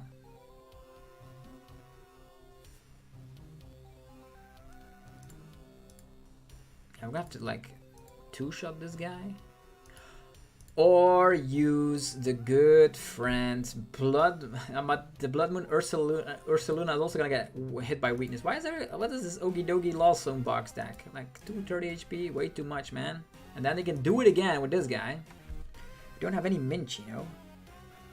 We can Iono and Slap, I suppose, but still not what I was looking forward to. This guy also slaps 170 with good punch, meaning Lumineon can get knocked out. So we're in so much trouble, you have no idea.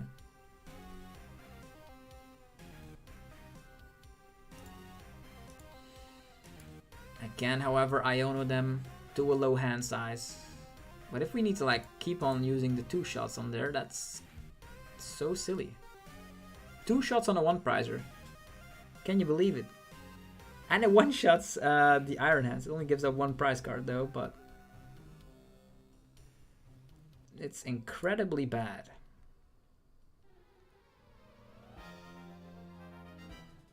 Yeah, Ultra Ball. Let's get rid of this. Let's get rid of that. Get a Minchino. We can, however, knock this guy out. They need 2 fighting energies. That means they need a lot. But if we Iono them to a low hand size, maybe that is our game plan. Go for Blood Moon. Jet our way to the active position. Knock that out. I guess we're gonna have to go with that strategy. So we have Blood Moon. We have Jet Energy. Eborn has taken 2 prize cards. 2 prize cards, meaning we need only 3 energies. 2 more of these. 1. Oh yeah, we're gonna have to use another one after we Iono. Iono them to 4 and then hope it's enough. Maybe slap down a Minchino as well here would be nice. That's perfect. Primal Turbo. Getting this. That's the only Pokemon that is able to knock out the Okidogi if we don't have the Chinchino shenanigans. Kind of ridiculous. They do have draw power with their Comphase. But they would need 2 fighting energies or double Mirage Gate. And maybe if we knock this guy out with Chinchino, we might have some luck. But I think we're running out of energies here. 8, 10, 13, yeah. We are running out of energy. These guys have way too much HP.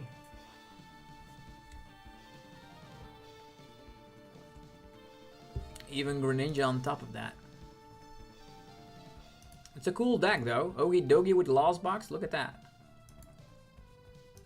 Will they find 2 fighting energies? Double Mirage Gate. Or Super Rod, Mirage Gate. Fighting energy of the turn.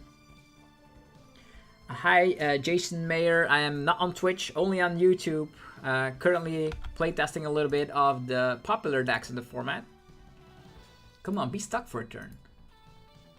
Be stuck for a turn. Still have Iona to do it again. Luckily, they don't have the Roaring Moon here. That's or the Blood Moon. They're all in the Lost Zone. Fighting energy attachment of the turn. Mirage Gate? No, Super Rod and Mirage Gate. Dang. This guy will be able to attack again.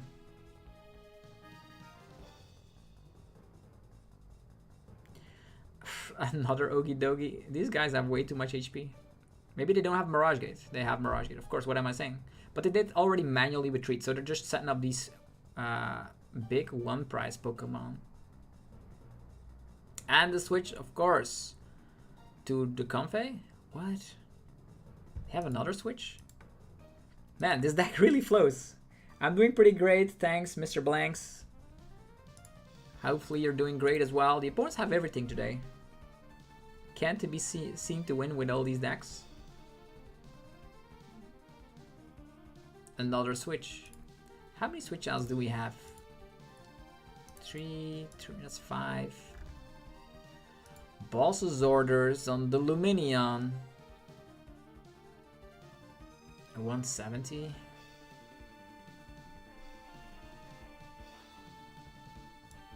It's time for Iono again. Hopefully it sticks this time. Capturing Aroma. It's a Tails. This Lugia is not what I want. Lots of balls and double DTE. Time for an Iono. Yeah, it's not great. That's my feeling here. Blood Moon attack, 240.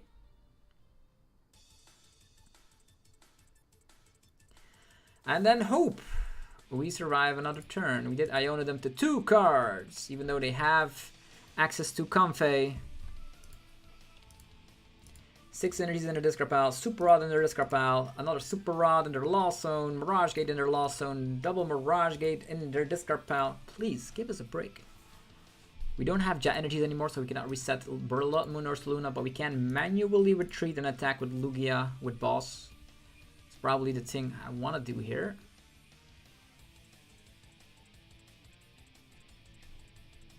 Three cards left in their deck. They have 1 card left in their Prime Catcher Mirage Gate shenanigans. It's gonna be comfy. They have 0 cards in hand. Actually, 0 cards in deck. They would need Super Rod, Mirage Gate, switch out.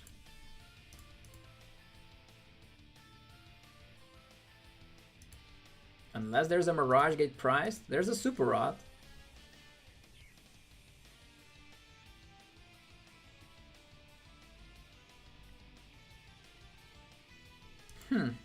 What are they gonna do now? They have full bling though. If you are looking for blinging up your account, definitely head over to PokemonStore.com and use the coupon ZapDoTCG for 5% off on the website. You're gonna be able to get a lot of codes established onto your account, instant email delivery, and then you can maximize the rarity. Okay, they're gonna go for Cramorant. Why is Cramorant in the deck? Palpad, Boss, and Chorus.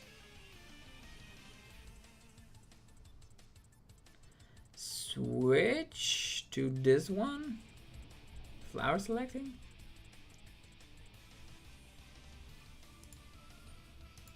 Cramorant? Are they gonna Cramorant spit me?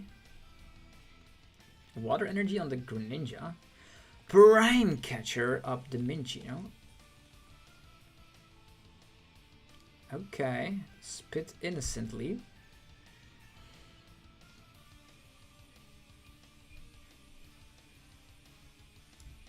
Well. Well. This guy. What do we do? Why is this guy having a water energy? That makes no sense whatsoever. Do we attack and then boss?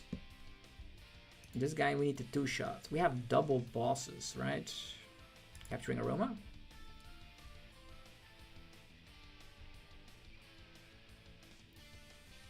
Okay, get a random card from the deck. I probably should have not gotten anything.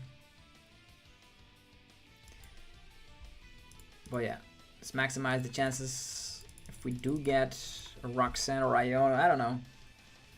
I don't know. If they have more, if we just... I'm just gonna attack and then use my boss. It depends on if they have Prime Catcher. Did they already use Prime Catcher here? Yeah, sure. They need to like boss and attach. But the boss and attach only gets them so far. And we still have one energy left to get ourselves out of the active.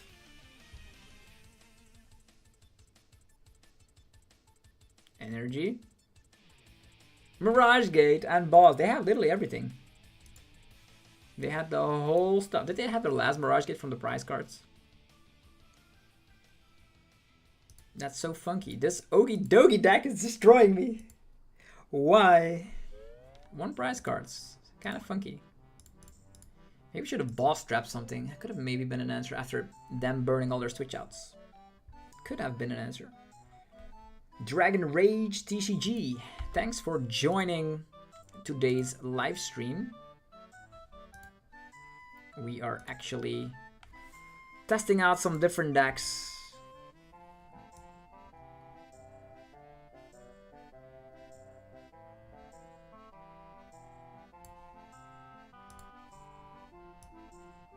Let's try and troll with this Iron Thorns deck. Let's see what we're able to do now. It's so crazy to think that I was destroyed by literally every weird deck on the block, from an Okie Dokie to yeah, what was that deck again? Koraidon with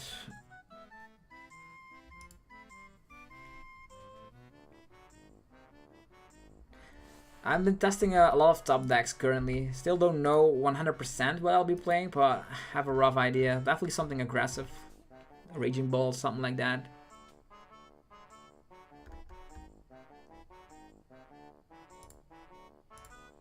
Let's see what the opponent will be able to do with an Iron Torrents. Come on. Gardevoir. I think it's also not too great of a matchup. Definitely because of the fact that we are weak to Enhanced Hammer. They will not be able to use their Psychic Embrace, I suppose.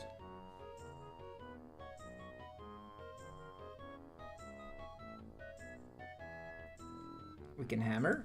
Of course we can hammer. It is a Tails. Okay, attachment of the turn. Let's go for it. Arvin.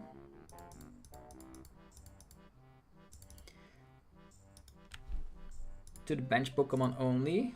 So Turbo Energize and Techno Radar. Techno Radar, get rid of this. Getting our fellas from the deck. This guy. This guy. This guy. Turbo Energize. Energies established.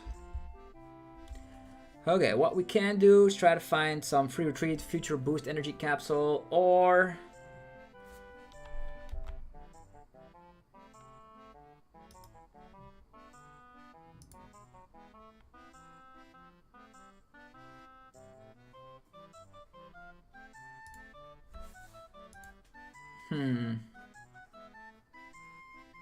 They can just manually set themselves up. We have Crushing Hammers, so...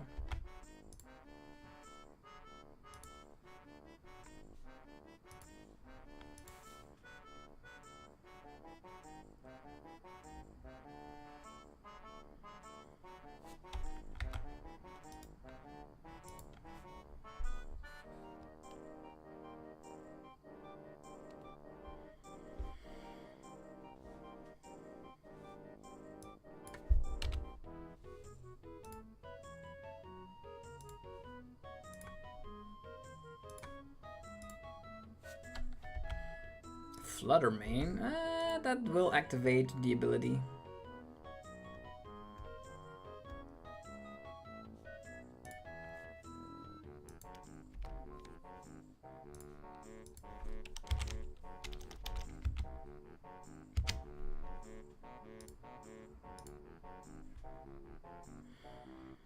Okay. Pokegear.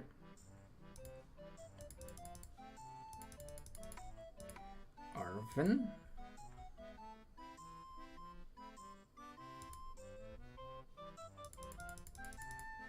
This for sure.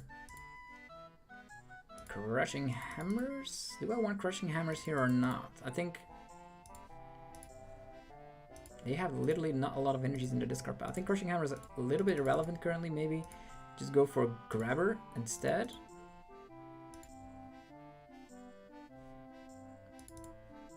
Earthen Vessel. I'll try out the Grabber here.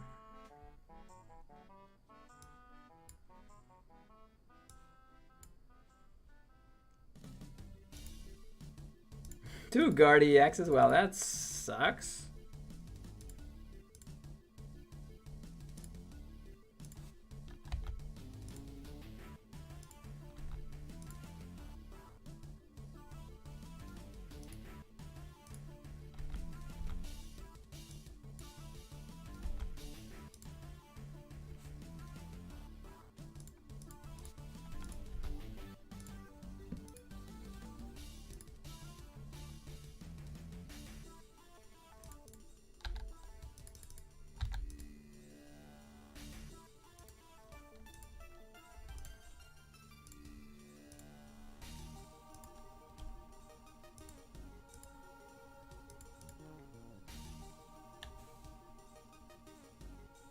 Yeah, Quad Thorns I think is the better one of the bunch.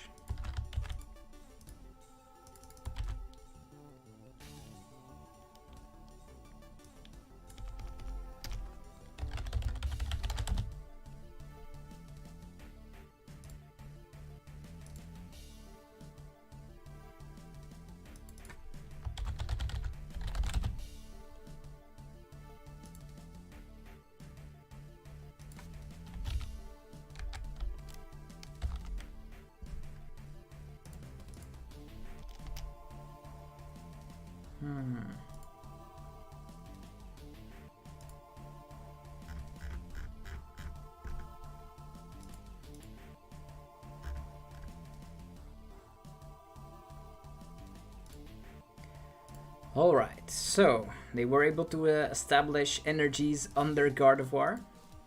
That's kind of annoying. We need to knock out this Flutter Mane and use Crushing Hammers now. So what we're going to be doing is Earthen Vessel first. 2 energies.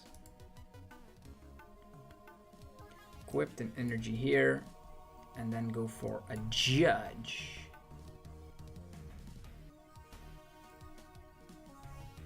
No Crushing Hammers, unfortunately. We do have Energy Lotto, which is nice. I'm gonna slap this down. Gonna slap this down. I'll wait with that. Volt, Cyclone. And now with this fella being gone, they're not able to accelerate more energies, but they can attack with Gardevoir EX. I guess that's alright.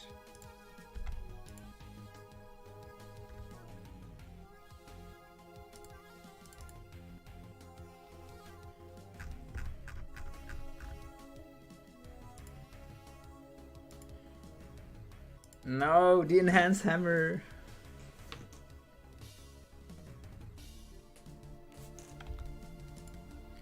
Are there any decks that are standing out to you so far?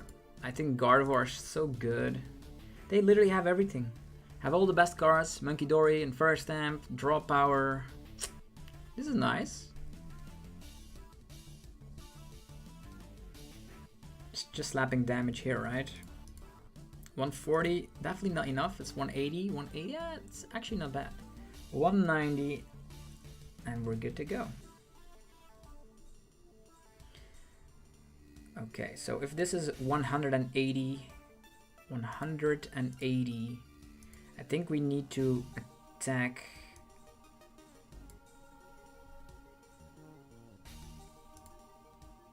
We need to just defend the regular energy for the Volt Cyclone there.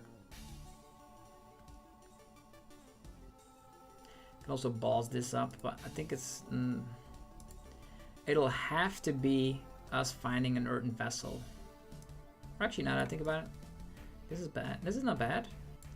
If we get knocked out, we actually can use Iron Thorns there. Perfect.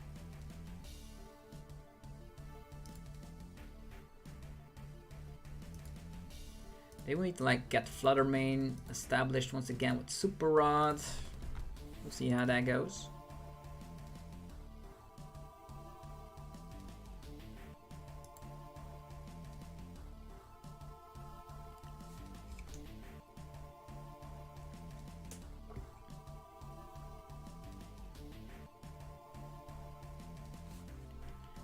Curia with the refinement, drawing tons and tons of cards. The problem is they can now Monkey Dory 30 away, and we're in a bad situation. That means we need to attack again. Huh. Could have also bossed up a Curlia, I suppose. Depends on if they find the Psychic Energy. The Darkness Energy, I say. Super Rod. Maybe I should have gone for Boss on Monkey Dory, knock that out, but with Super Rod it comes back instantly. Scream Tail and Flutter Mane. Ultra Ball. If they can just wait to find the Darkness Energy and us being able to knock out the Gardevoir EX, that's going to be a fantastic time. Flutter Mane. Flutter Mane does KO in combination with Monkey Dory though.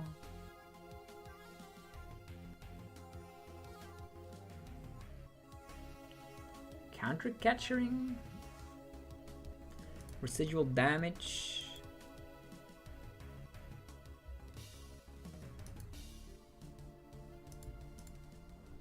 They could retrieve, but little do they know is we have boss's orders.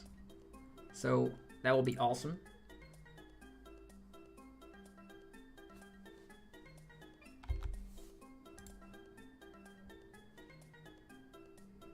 How do you attack for random decks at locals when you play meta? Typically, I just try to be having a consistent deck until I know I'm going to a challenge with 3 of my teammates, and then I know what they typically play, so I have to be prepared for those decks. Okay, they just slap damage. That's 160 knockout, right? Perfect. Maybe we boss this one, knock it out, but it's not too shabby, right? Volt Cyclone, I suppose. And we put energies here. But this guy is also very close of being knocked out. That's so scary. 2 prize cards. What can Gardevoir do to help the Zard matchup?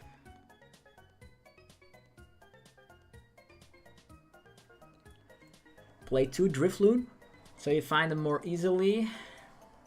Try to find you typically can, of course, knock out the Charizard easy enough. Sometimes the Zard players are also playing Lost Vacuum, which makes it very annoying. We have 2 prize cards to take. But yeah, I think Gardevoir is actually favored in the Zard matchup. If you can find your energies enough quickly. If not, you can also try and Bravery Charm onto Scream Tail and something and try snipe with that way. Handheld Fan, that's not bad. Oh no, Monkey Dory can take multiple prize cards. Now they can take 2 of these down, meaning we need to top deck DTE in order to make it happen.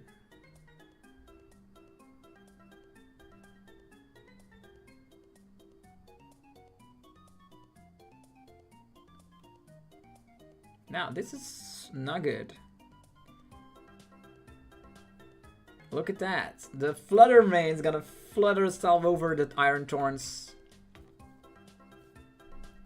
We didn't use the Energy Lotto yet, so an Arven here will be perfect. We're equal in price trade.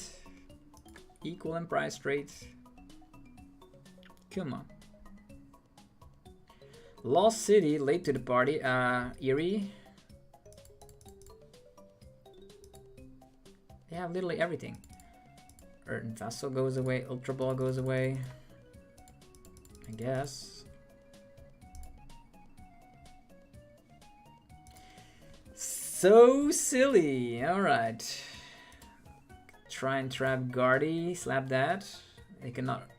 They still have Turo and stuff as well. I think there's no way. This deck cannot win against Guardy.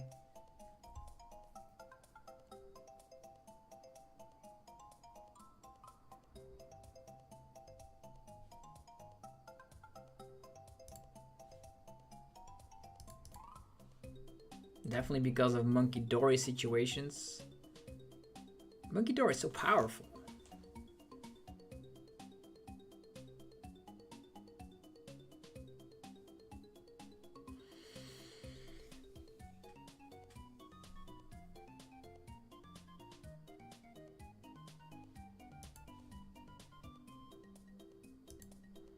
They can just accelerate energies to Gardevoir EX, attack with Flutter Mane, and it is game. Unless we are then able to trap something like Curly up, but there's only like, we get Iona to 2 now. Judge and, oh, Energy Lotto, that's not bad.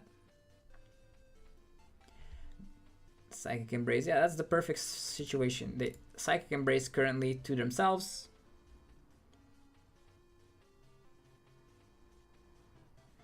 Yeah, without refinement, I think Gardevoir is not gonna be that great. Maybe you have like turbo-based versions with like rare candy instead and focusing on other stuff. Dang, we are instantly evaporated by the Gardevoir. That makes sense. That makes total sense. That was just Iron Thorns. Not that great of a match. We're gonna try out the deck that actually last time got us like a lot of dubs. It was Roaring Moon. Roaring Moon with Darkrai VSTAR. That seems great. Couple of E switches. 3 of these. I think I'll add a boss's orders as well. Adding a boss there. Cutting one of these down.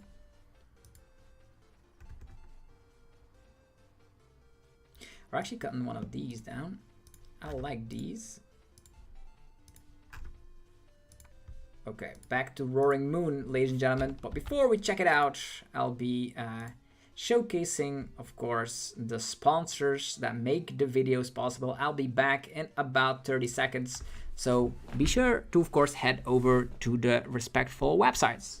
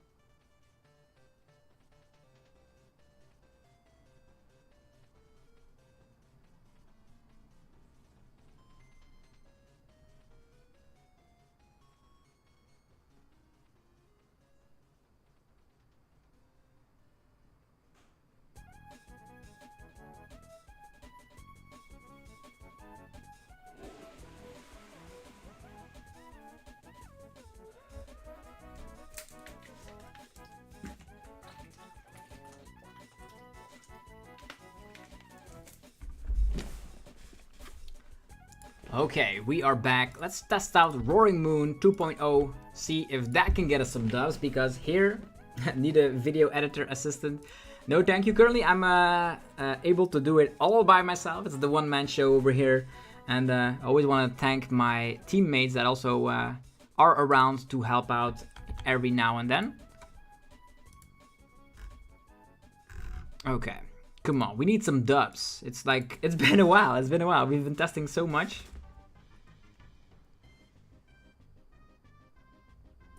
You want to go first with Roaring Moon? No, I always like to go second. I like that a lot. Starting off with an awkward hand. Depends on if we have Squawkabilly that can help out. Looked like we're up against some sort of wacky fire deck, like Iron Valiant. Iron Valiant Ante, if I had to take a guess.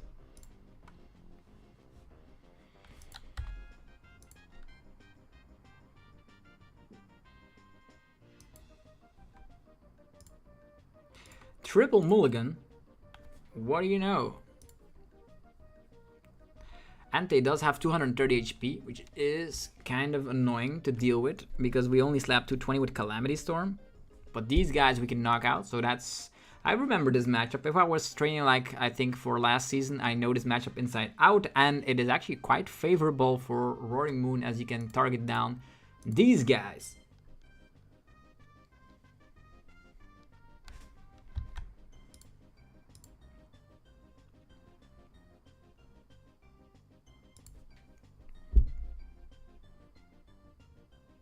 Magma Basin. It's been a while since I've seen this deck, to be honest.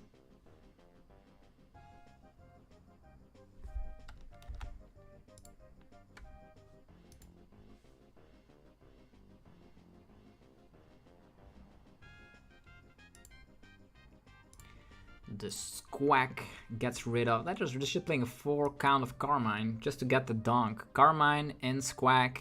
That means you draw so many cards you can donk people with Iron Valiant. That seems fun, doesn't it? Fleet-footed as well. We'll need to get out of the situation quickly. Pokestop like Nuzball, Squawk, Ultra Ball, Greninja. Save the Ultra Ball, go for Pokestop. Alright, Nuzball first. What in the world? We have already all of these. Just gonna get out Squawkabilly first. Ultra Ball. Get rid of this. Get rid of this. Get ourselves Greninja. And now we spin the wheel with Pokestop and see if we can find some energies. Lots of E-switches. Where are our... We don't have a lot of luck today. So much is clear. Ultra Ball. Let's get another one of these out. Like what? I cannot understand our luck today. Okay, there's a Nuzball on top of this, which could find Darkrai. And there's still one spot open for Lumineon, so at least that is great. Concealed cards. Nuzball, Earthen Vessel. These are all cards I really cannot afford to use. One energy in the discard pile. That's just so disgraceful. 1, 2. Attachment on this guy. We can try and draw more with Mew, but I'm gonna heal this damage off. Give a 1 prizer up, then use Pokemon Catcher and go from there. Like, it has been so going wrong so horribly. Bench is not filled up, so they technically can go for Boss's Orders and take a 2 prize KO with some switches around.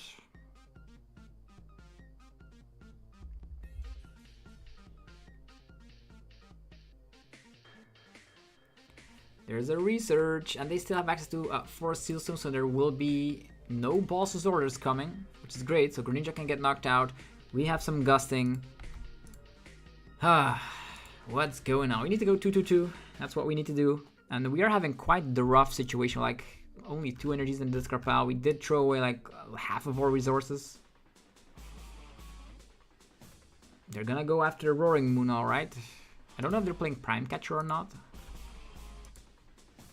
Yeah, they could just go for Sealstone Prime Catcher, right? Yeah, exactly. That's kind of crazy.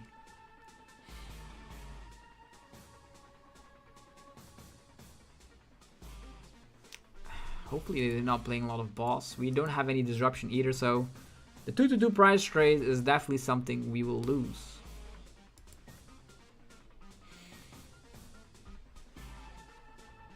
Energy sticker, ladies and gentlemen. We cannot afford to slap down another Pokemon that we can technically just, but then they dish out more damage, and then we indefinitely lose. I am not gonna go with that, even though I want to.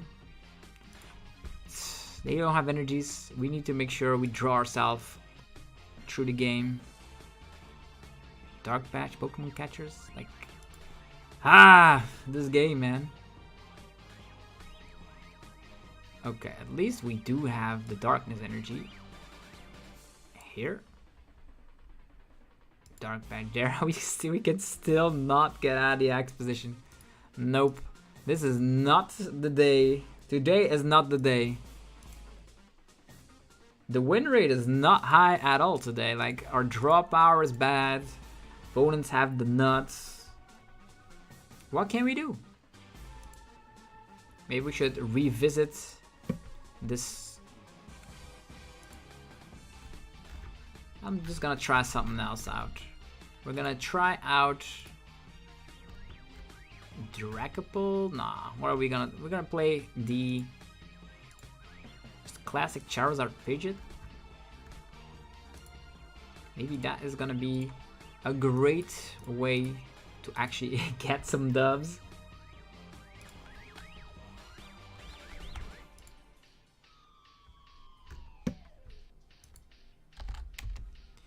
Come on.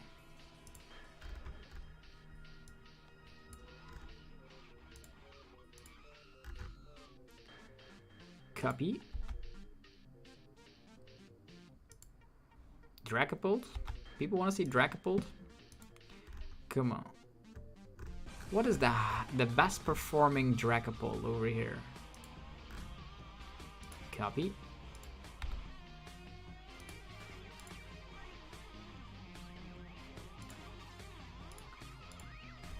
Try out this for size. So it's Dragapult with Charizard.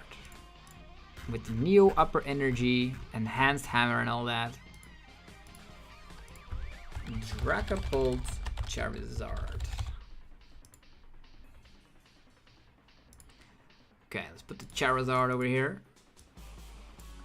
Get some Psychic as well. And for the coin, we take a random small if not dragon. Come on. Let's do this. Can we get dubs here with Dragapult? Like, I've tested so many things so far.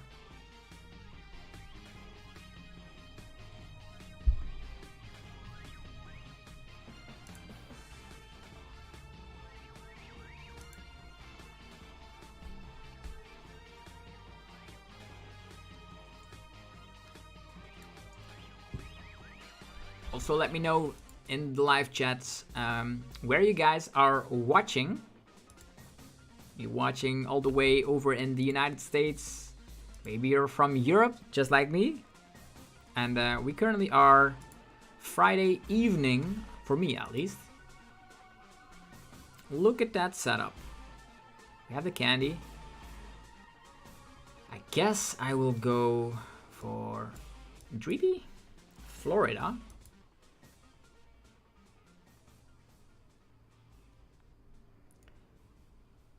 Buddy Puffin. What do we got? Drippy. We're up against the Flutter main. Makes me think Guardy. Like, let's get these. Pidgey is here. Pidgeot. Let's just get these. Slap this down. Slap this down. End the turn. Ohio.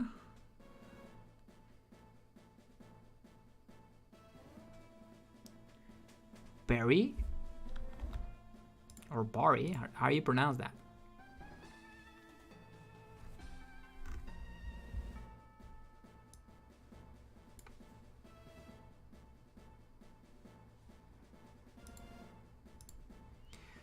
Hits Gardevoir with an instant Iono. Why? Why is my bad luck here? Like, I cannot play the game. I thought I was if I was testing something like this, I would actually be able to play the game. Come on, man. Even like Cleffa's also prized. This is just horrendous.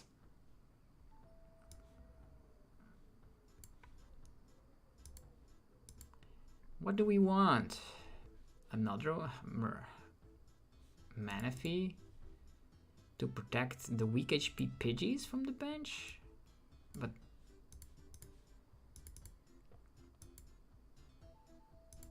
I'm gonna leave space open for Luminion, to be honest.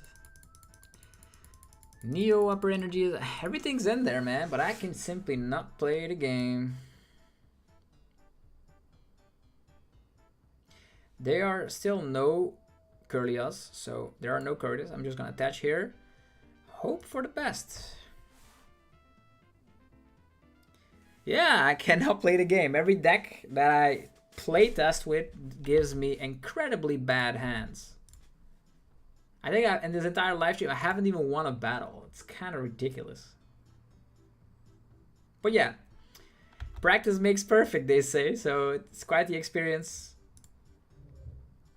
TM Evo and that's it. Come on. Give us Pidgeot. Give us Bibarel. Give us Charizard. Give us even Dracloak. All these... Whoop. Neo upper energy that we are not able to use. Silly. I think the opponent also still doesn't have any psychic energies in the discard pile.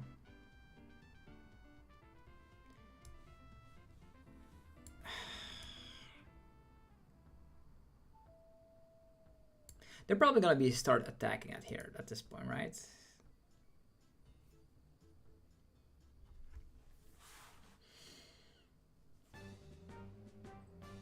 We all have one prizers, and that's it.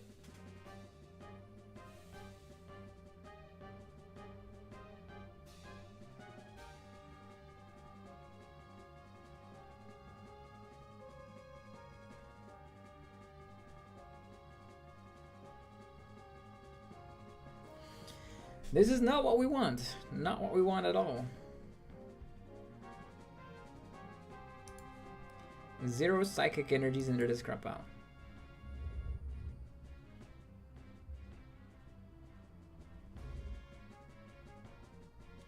What's going on?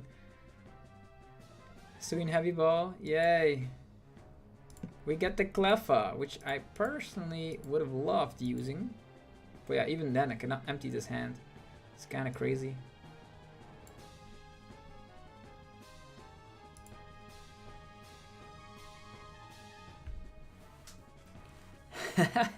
The slowest game ever. What can you do?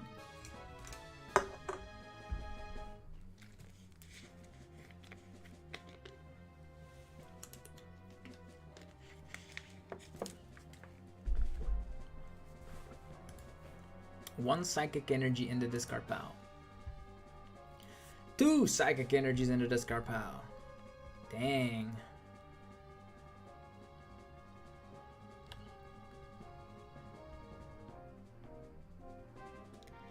From Canada. Nice. Quebec.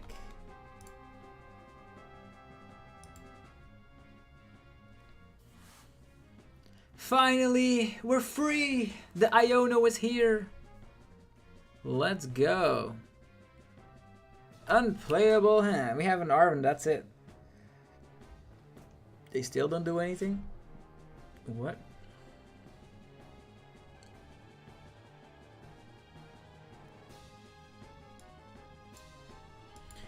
Arven.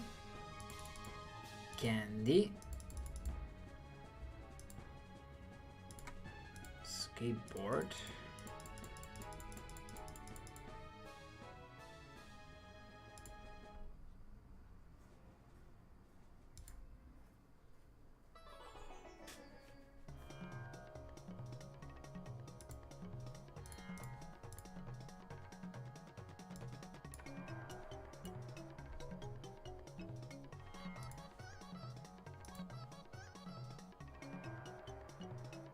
I wonder what they're gonna do if we slap down Collapse here. We get rid of a Pidgey, that's no issue, but they could get rid of a Curlia, they could get rid of their Monkey Dory, or they could get rid of their Drifloon. There's a Curlia away, so that's nice.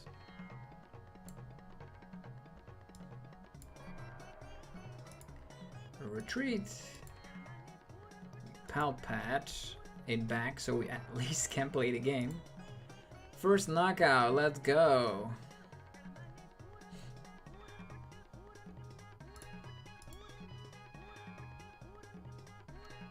Can they now one-shot us? They have Monkey Dory capabilities.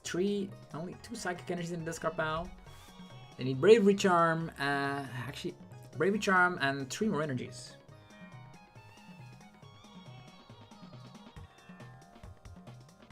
Arceus deck in this meta, I don't know. Arceus hasn't been good for a while. You could think about Arceus with Armor Rouge, but still.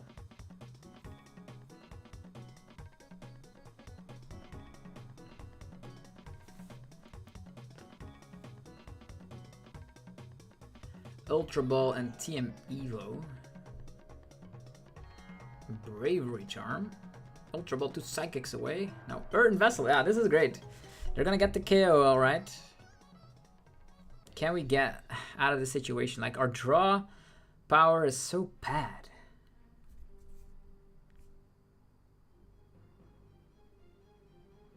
Could still get a knockout with a Vacuum, I suppose. Vacuum and then attack with Dragapult as well. Spread some stuff around.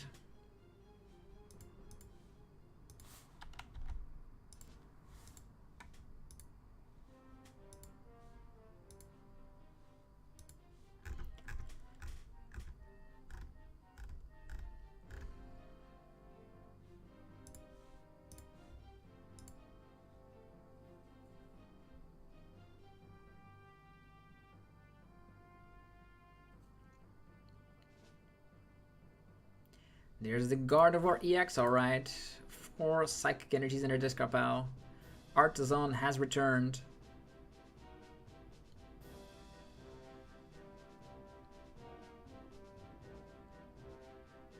No Pokemon out of there. They are a little bit susceptible to... Okay, there's an unfair stamp. Come on, give us B-Barrel. Candy Pidgeot. Candy Pidgeot. Kyurem. What? This is a card I also had that Hisuian Heavy Ball. Like, Psychic Embrace. Are they gonna go for the Scream Tail? Yeah, it seems to be that way.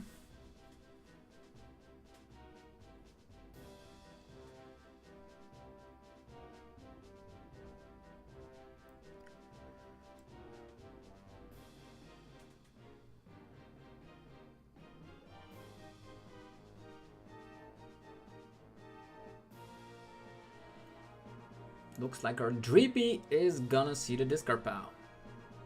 1 Ultra Ball means B-Barrel, means we draw ourselves out of the situation. 1 Arven does not do the trick.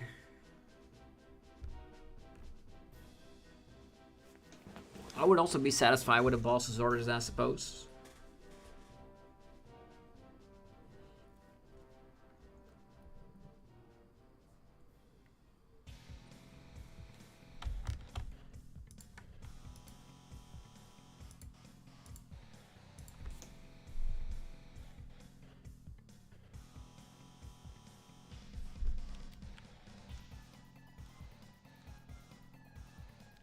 Adrena Brain. Additional that. Alright, Pidgey's not safe.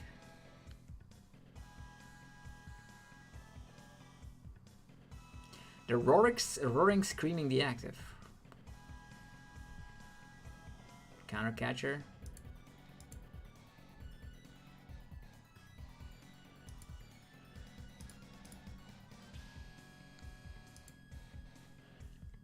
Yeah, our Pidgey will go down, that's for sure.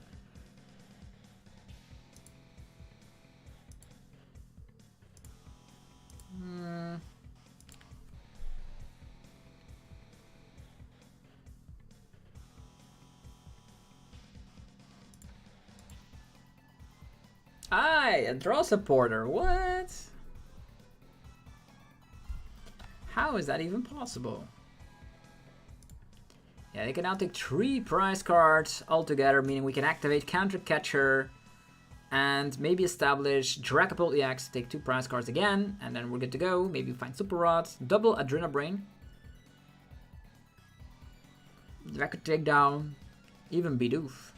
That's scary.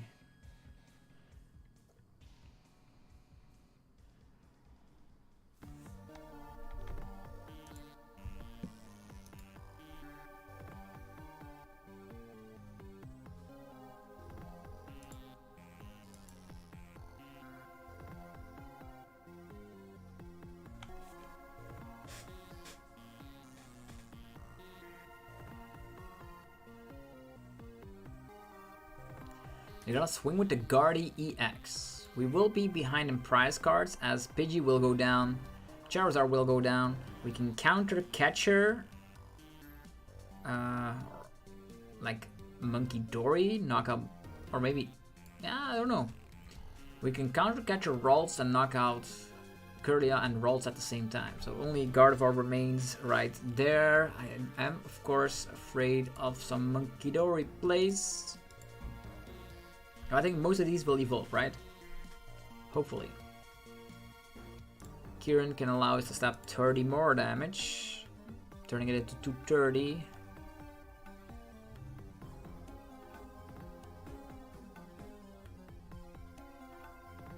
And they Iono us, perfect. Our hand is like, I wish I would have gotten the counter catcher though. Lumineon at least is here. Again. Where are the draw supporters in this deck, really?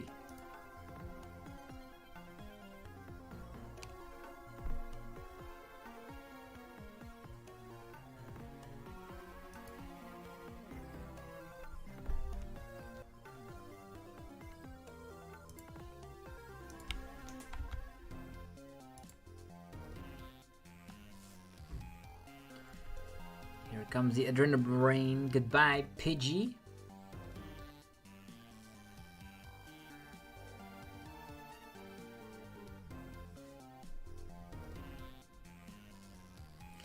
Now the slap of the Gardy EX. This is not my full-time job. I still work in another company as well. As a marketeer. Double Adrenabrain. That is some scary stuff. Like, these are now completely healed up. Our strategy. Going down the drain.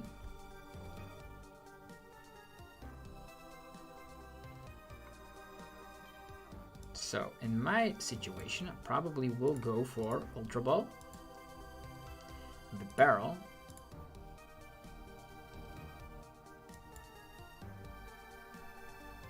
We counter Catcher.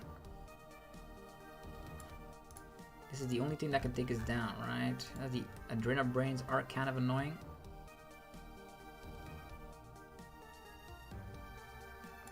But they have so many energies on board, right? Counter Catcher this guy. These are annoying.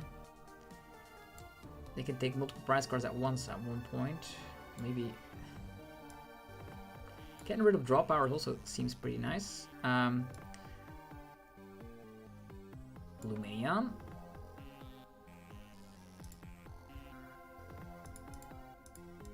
Here we go. We can go Arven. Like Arven, and then yeah, there's a new upper energy, but that's something I don't need.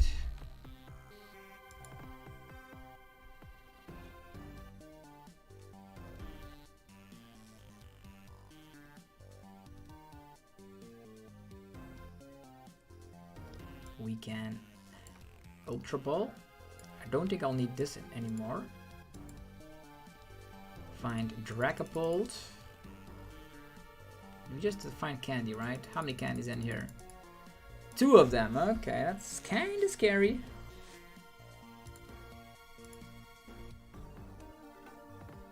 Forest Sealstone was the additional one though. Star Alchemy.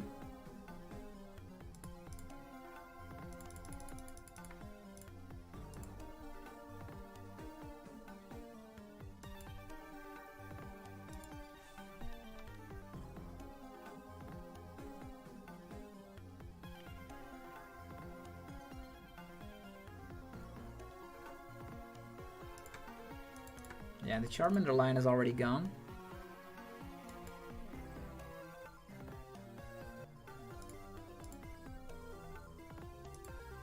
Let's get rid of that while we can. Phantom Dive.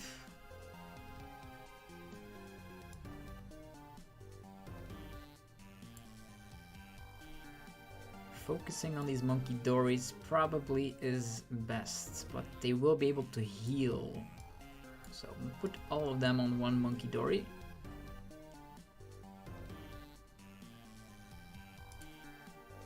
Yeah, they can now heal a lot. Put 60 on ourselves. That's 280. Actually, 60 on ours. 240. That's actually the numbers Drifloon can dish out. But they don't have any draw power left. Like they have now the Curlia, but that's where it ends. Another Screamtail. Equal in price trade now. One refinement, that's where it stops. They can, however, use the little Monkey Dories to outswing damage output. There's Balsasaurus. And now with Monkey Dory situations, the Manaphy is definitely in a very scary position unless we find Turo, right?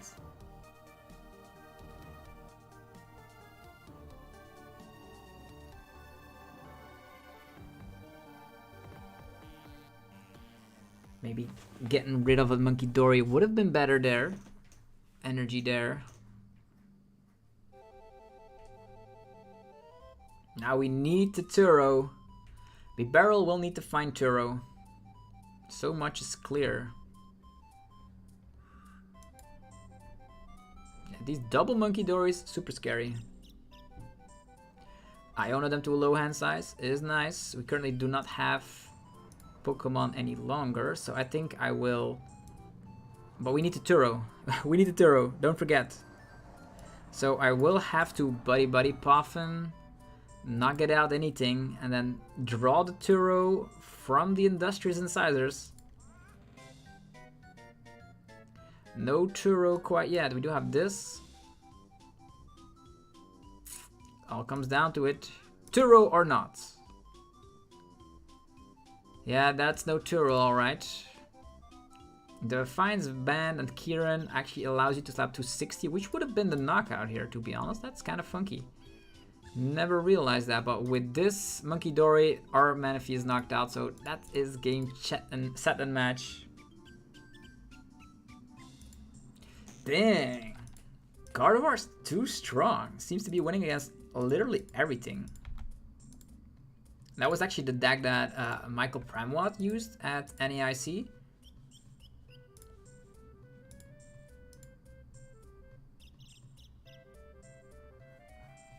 Yeah, clearly not my day. Not my day for TCG.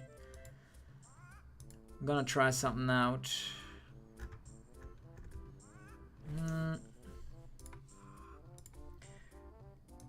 Get rid of that.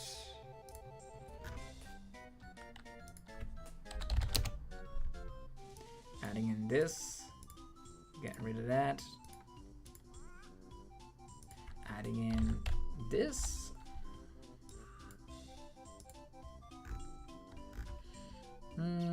Yeah, that seems fine.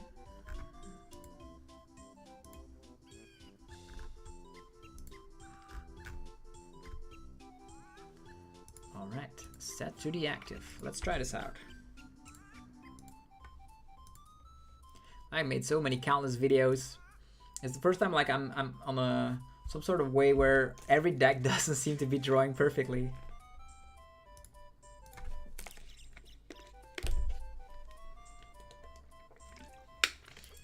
Time for Snorlax. Oh, yeah, people like the Rage Quit, I guess.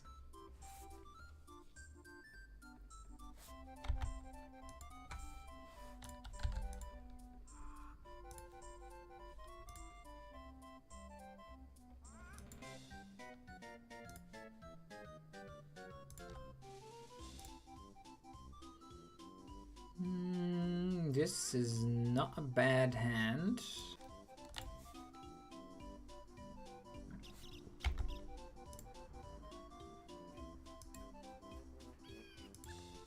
Sandshrew.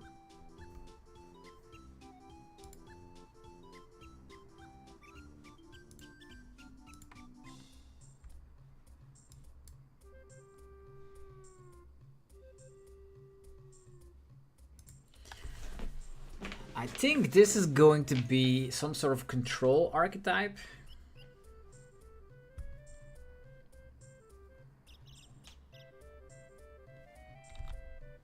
Accompanying flute, nothing. Hooray! Artisan.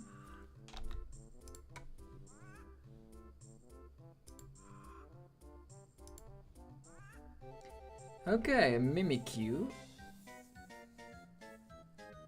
Mimikyu. We need to like gust around and sprinkle damage counters. Like we need to put 10 damage on with Halucha and then sprinkle it like that. With Dragapult, yeah, there's otherwise no way.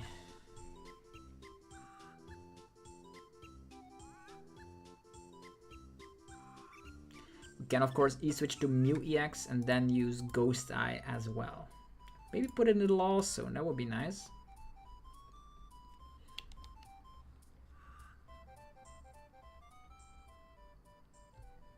Snorlax is already here.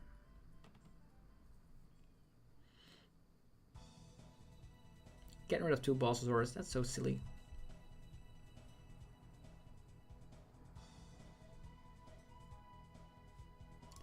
Nazball. We're gonna have to set up. I think I'll start with this.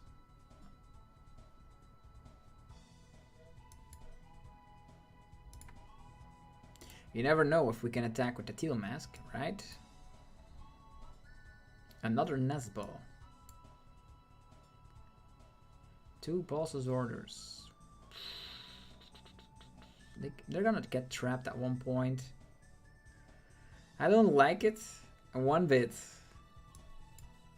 I guess we have no shot, I suppose.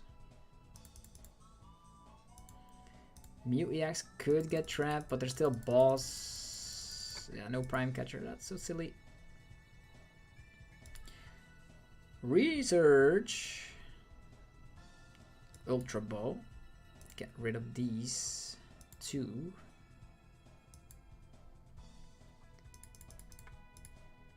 I wonder how this one will go. We still, like, we want to E-switch first here. We want to Legacy Star.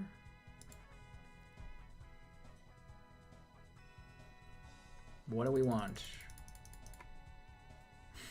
Where are the energies? Where are the vessels? Where's everything? Well, E-switch.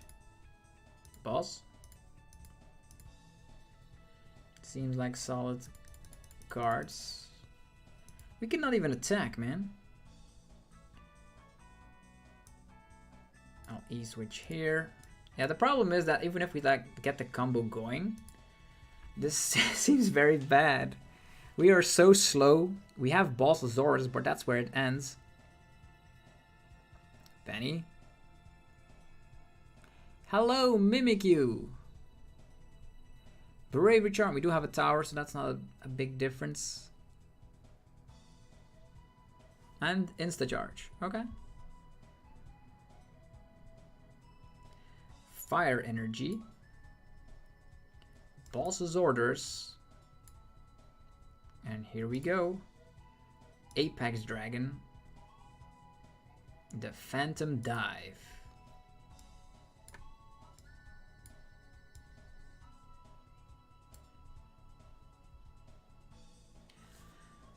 Let's go. Prime Catcher. Crazy. So, Prime Catcher, Iono, Slapdown, Halucha, swoop the field if we find the tower. Accompanying flute is kinda scary. These monsters! Why? Huh. Well. Currently no energies in our discard pile, so at least we have that. And we have Prime Catcher in hand. Time for Snorlax, and then Snorlax appears. Now we don't have power to actually use Halucha. And they have the annoying Radiant Serena with the Defiance Vest. Or actually Defiance Band. Yeah, no, Defiance Vest. Need to get rid of that first. Prime Catcher it all the way in the Lost Zone. And go from there. Because this healing is kind of ridiculous. Okay, finally we have Earthen Vessel. Earthen Vessel can give us energies. There are also capabilities of us drawing into the tower and then we swoop up the field. I put it even in the... Yeah, I don't put it in the Lost One, unfortunately. But I don't want to put them here. I think the best plan of action is just going for bosses, or if they have Serena, we don't mind that one bit. If we put 60, then interesting. Can put one energy here, but the Regidragos at one point will be stuck. We still have E-Switch. I think I'll just attach here. I will boss. This is our last boss, by the way.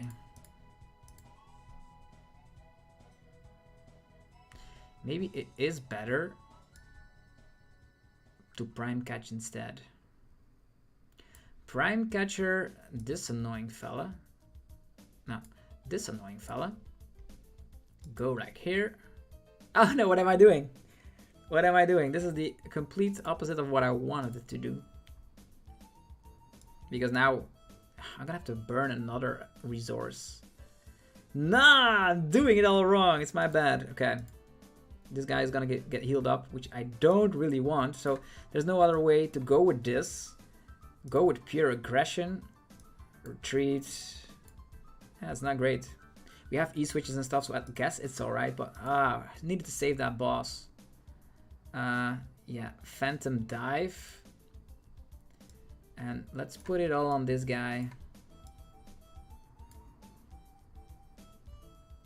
At one point... Yeah, the Mimikyu can wall, but we need to find the tower ASAP. So there is research, ability, and then we win, right? Unless the Mimikyu comes back. Yeah, that was kind of a mistake. I always like Prime Catcher, and then, oh no. Snorlax, why are you a Prime? Never Prime Catcher Snorlax. Save that boss. Still no energies in the discard pile. We have E-switches, so I guess we're alright. Mew EX can also take care of Mimikyu. There's a Penny making it annoying again. Snorlax. Can I catch these guys? Mimikyu again. Bravery Charm. And passing. What? You're doing the exact same thing, man. I'll just attach here. Seems nice. And then go for... Since we do have so much draw power inherently, I'll wait. I'll just Apex Dragon. Use the Phantom Dive once again. All the damage there. We don't have another Gust. We do not. But we can, of course, retreat and attack with Mew EX. Or use Switch and attack with Mew EX. To Ghost Eye this guy. Arven. 2 prize cards remaining. There's Counter Catcher. Regidrago, you ready? There are situations that can happen. 1, 2, 3, 4, 5, 6 energies. They're not going for Mimikyu. If we get the switch out right now, we win, right? Okay, Chiyu.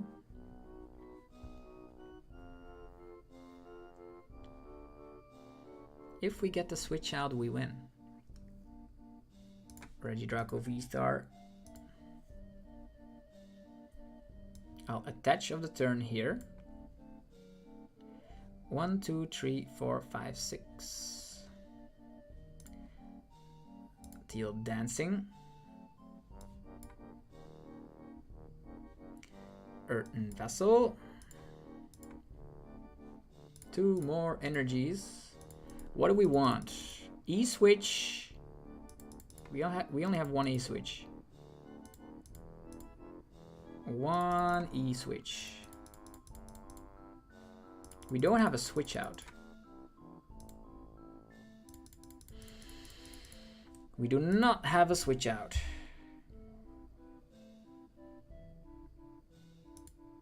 That's silly. That is very silly. We do have the tower, but it's not going to be cutting it. We are stuck. They could try and trap the other one, but we have 1 E-switch, so we have 2 energies left. Funky situation. I should have not wasted that boss. Yeah, they just concede. Let's go. We get a dub. Let's go. The first dub officially is here. Come on. Come on. Let's go. Poof, man. Playing games on a Friday night. That's what's going down here.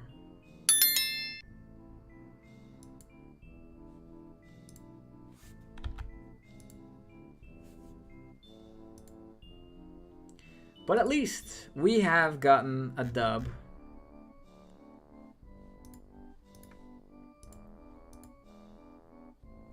Snorlax block. You for real? Come on, let's go again. See where we end up this time. Against which archetype?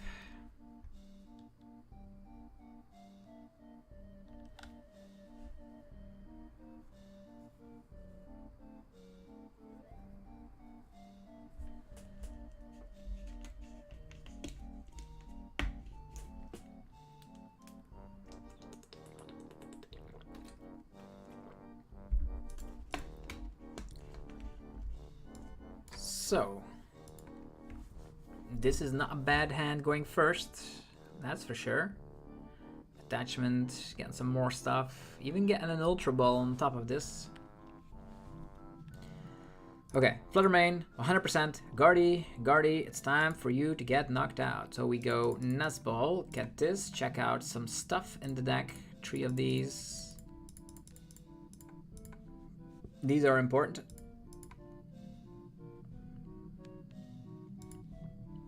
They most likely will...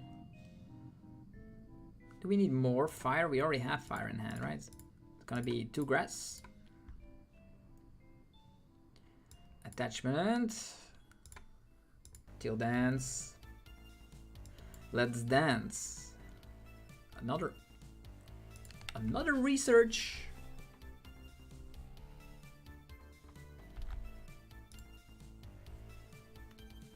Trekking shoe. Okay, looks like an ancient box to me.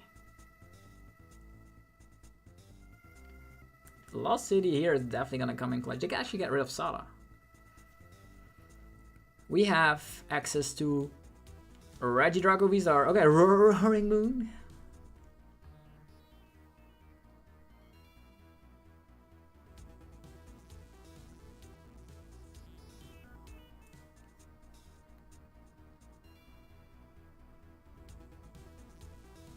Squawkabilly. Is that the second Sada? Okay, second Sada. We can of course respond instantly with Teal Mask. That's not an issue, but I would love that my Regidrago V survives. I'm feeling pretty great with 3 Salas in the Discord. Oh no, there's already again 1 Sala in the Discord, but they did Palpat. Will they find it though? I see no Radiant Greninja. Cologne. Fluttermane also negates our Legacy Star, by the way.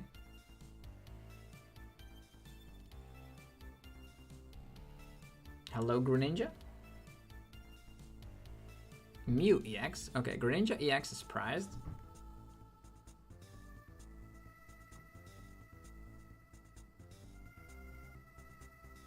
Great to hear it, Pokebart and Emma. I'm glad to hear the videos are helpful. Actually, they're promoting Roaring Moon. And they use a Sada instantly on it, so they're gonna try and draw more cards. Ah, what? I don't get this. Pokestop. Baby Roaring Moon. I think I'll just go 2-2 with our Teal Mask over here. Teal Mask is super nice.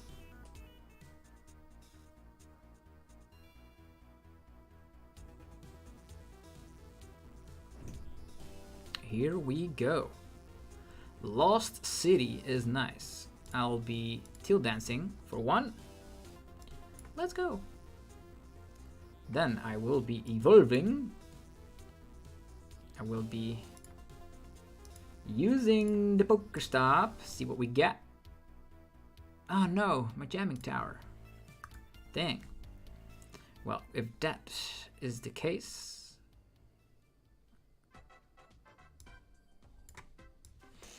want to slap down Lost City here, slapping him in the Lost Zone. I don't think it's gonna help him too much. I'll get rid of these. Get myself a Raging Bolt. Attachment of the turn and research. Whee! Okay. No switch outs. I can go Nazball. Another one of these. I can Earthen Vessel. I'll get rid of the Regidrago. I'll get some grass energies. I will Teal Dance. More energies.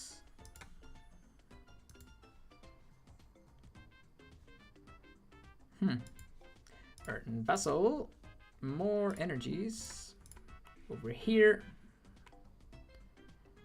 E-switch 1 from here to there. And now, Legacy Star. Everything goes away. What do we want?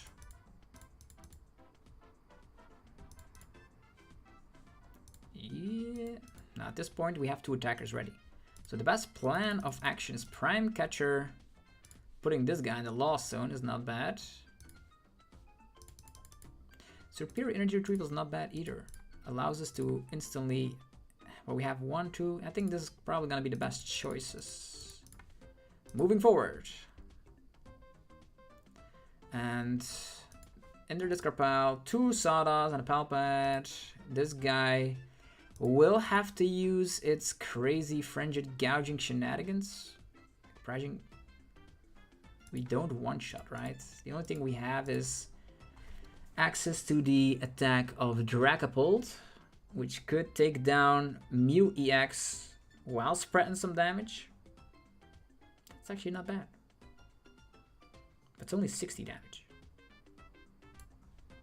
I will just wait. I'll just go Apex Dragon.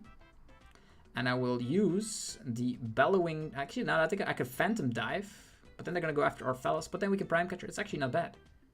That's actually not bad. I'll just Phantom Dive. I'm not going to knock this guy out. Instead, I'll be focusing my attention on weak HP Pokemon. Like, for example... Like this one we can one-shot because of weakness. So I think I'll focus my attention on knocking out these guys. And then we can gust this one, take 3 there, and then do it again. What now? Are you gonna go for Sada? Darkrai VSTAR gone, and another Sada down the discard pile. So this is triple Sada. I could have gone the other way, but now that I think about it, if Roaring Moon is damaged, if they want to knock us out, they knock themselves out. So that's cool. They could do that if they want to.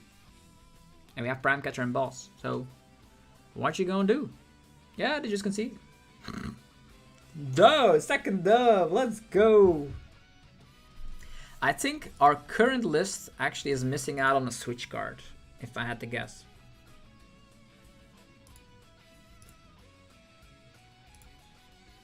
I'm gonna edit the deck.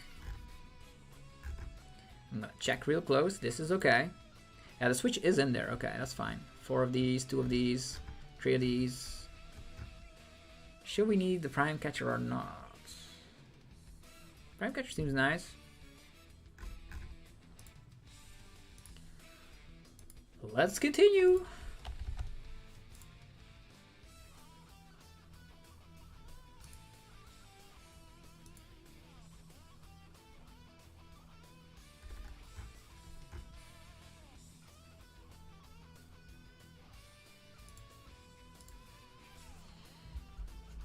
So we're finally starting to see those dubs.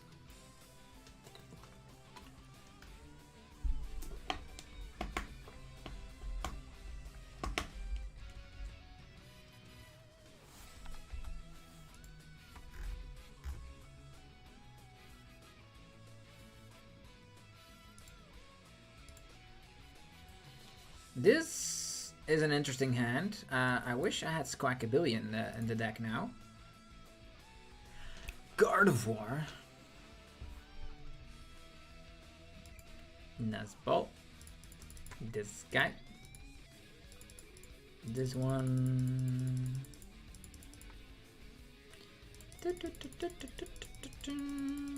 Okay, 3. It's fine. Till Dance. Cha. Slapping on this one as well. And we end the turn. This is not great. Unless we draw to Ultra Ball, Research, Iono, Regidrago VSTAR, Earthen Vessel. That's a lot of outs, now that I think about it.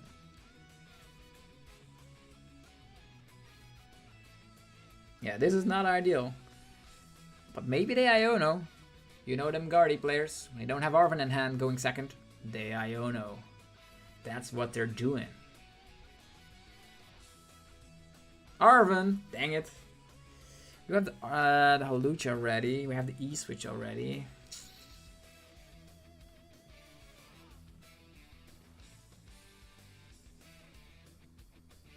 Yeah, this is gonna be TM Evo, and I already have so many energies in the discard pile. This is very, very scary. TM Evo, there they go. Oh, how I wish I had a Kyurem right now in my deck.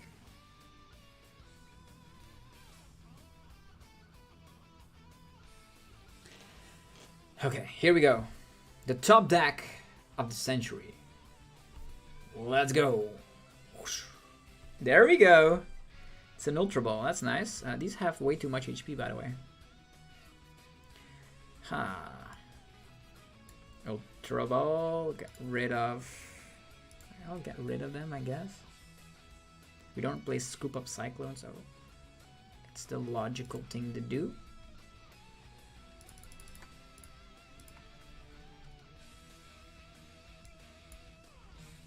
Come on, man. Legacy Star. Where is my research? We have E-Switch and Earthen Vessel. I guess that'll have to do. What's going on here? I guess I'll have to get this. Grass Fire. Is Grass Fire enough? Or just Grass? I'll start with Grass because of the fact that we might get an attack up just here on this little rolls.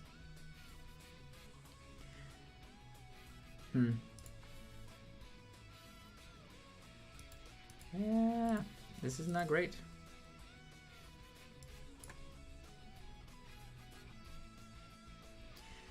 It is something, alright. I should have used my Hawlucha while I had the chance. But no. But no. This is the only thing I can do. Is actually using Apex Dragon. And we're gonna have to go for Dragon Laser. Yeah. Definitely not ideal. I got a knockout, but that's where the fun... Research! Let's go! I would say that's where the fun stops. We have... I had to throw away Hawlucha. Could have helped us out a lot. If I would have slapped it down, but then I would have not been able to get everything going. They literally have energies already. Yeah, that was a great prize found. Found the research. Oh boy. We were having to discard 3 boss's orders, ladies and gentlemen. So yeah. Munkidori able to heal the Ralts 100%. Gardevoir EX. Yeah, giving up on so many boss's orders seems bad. Could think about playing Palpat, think about playing Super Rod. So many great things to think about. They can start swinging with the Mind Bend attack of Munkidori to confuse me. He could, yeah, attachment there, retreat. Is it gonna confuse me? No, it's gonna swing with the Guardi EX. That's kind of scary, man. Because now I can go for Raging Bolt attack. I have to give up on... Oh, my retrieval is here. It's so sad. That's so sad. Having retrieval in hand here. Psychic Embrace him down. 6 damage counters to 50. Only having to discard 4 energies though.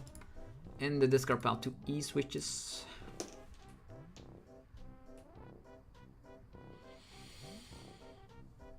The 190 slap, is it?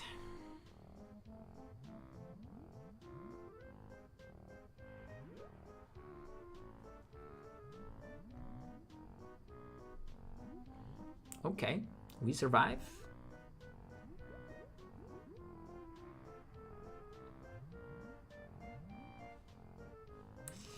Yeah, E-switch go down the drain. Lots of energies this time, which is great. I could establish another one of these. I could get... I should have not done that. Because if I draw into Raging Bolt now, it's not going to make a difference. I should have waited with that Earthen Vessel, 100%.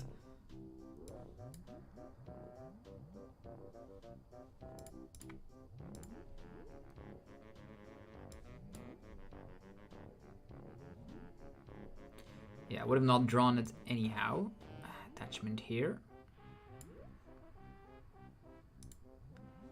I don't have any dragon type Pokemon to attack with. Just a Dragon Laser, and that's where the fun stops. But again, 30 damage on the Ralts is irrelevant since Munkidori will come with its crazy mind-bending powers.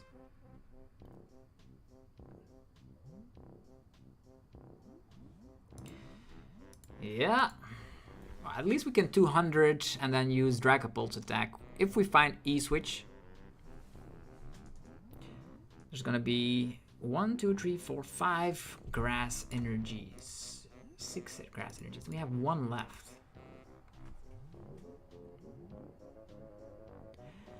Drifloon shows up. Promoting Drago VSTAR, giving a grass energy, using Professor's research, drawing the last E-switch. I don't know if it's in the deck, and that's the scary part. Iono, no, or Great Hand. At least we draw deeper into the deck. Finding maybe E-switch. Not bad. Lost City as well. Nuzball, get Mew EX, get Capturing Aroma. whatever happens here, Lugia here would have been so great, but now I'm going to use Monkey Dory, like the anti-Dragapult menace.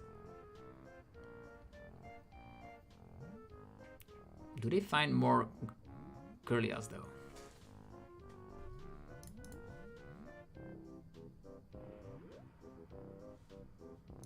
What deck have you been playing to get up on the ladder?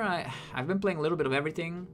I played Miraidon, played Lugia, played Gardy. Now playing Regidrago VSTAR.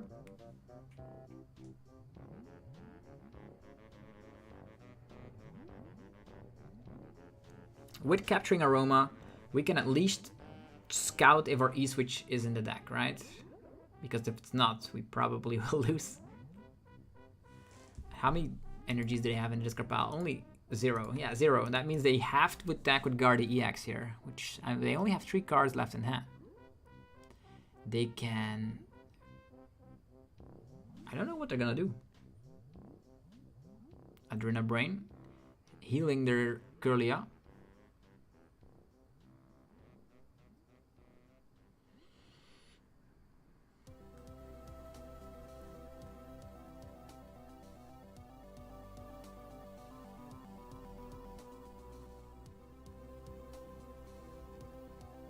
Lots of damage. Yeah, the Monkey Dory really makes the Gardevoir deck way better. They will retreat the Gardevoir EX and they will swing with the Drifloon for a tiny bit of damage. We still have our Prime Catcher, so there's definitely a play where we can Jamming Tower. We can also Lost City the Drifloon. Then again, all of our Pokemon are weak with their Monkey Dory to all this shenanigans.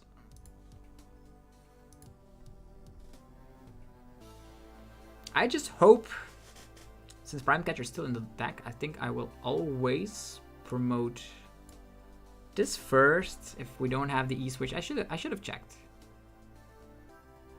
Earthen Vessel, get rid of this. That.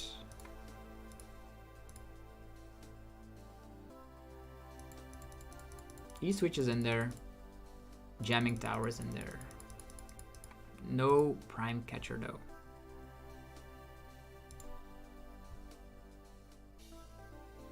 There is a Heads. Let's get this one.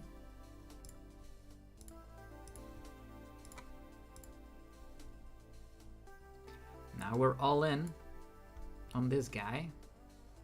Slapping down this. Equipping this. Nestballing Mew EX.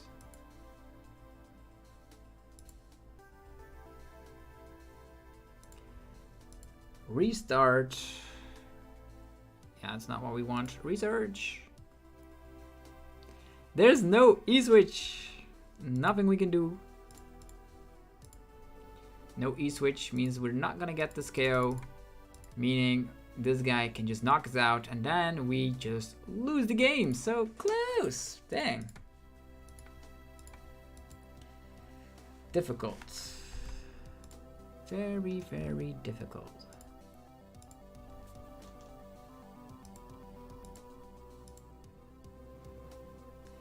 Yeah, not what I wanted. Let's try out that Turbo Miraidon deck again. See how that treats us today.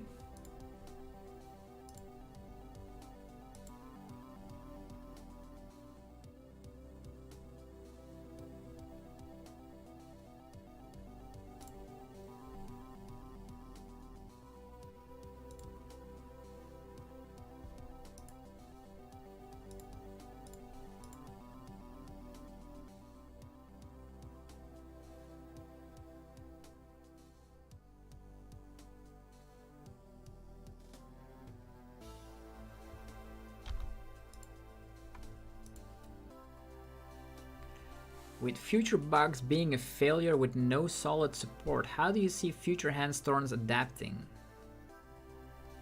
I don't know. It could surprisingly, there could still be like a person really like that is fond of the whole future box kind of style. You know, Juho, I could see doing that.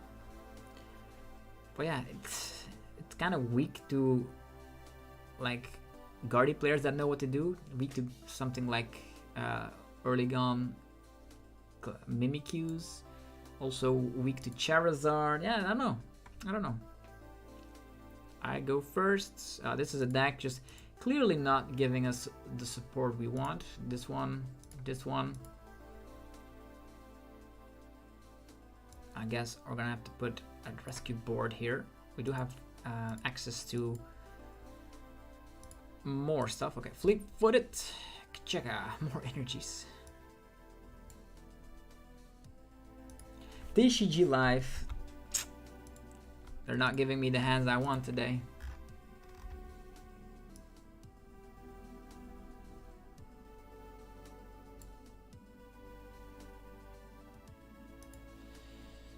What, my turn already?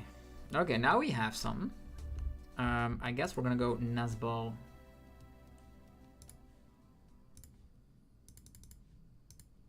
Greninja. Then fleet-footed. Oh, I should have used the Miraidon there. Oh yeah, that's perfect for Steelstone. Since we do have Prime Catcher right here. Should we go for a tandem unit? There's no more Pokemon in there. Okay, fine. Or whatever. Concealed Guards. Ultra Ball. Star Alchemy.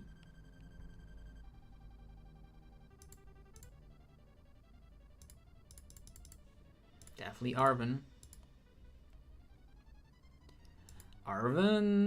Electric Generator, Bravery Charm. What we could do is Prime Catch first. This one. And if we just have one hit with Ultra Ball, I'll get rid of this, I'll get rid of that. Might just get... I could get another Pokemon out just to tin the deck. And then go for Generator. It's only one. That's so silly. Well, we can just get one and attack with Iron Hands, I suppose. Attachment here. Bravery Charm here. Retreat. I wanted to amp. I wanted to amp so badly. Silly.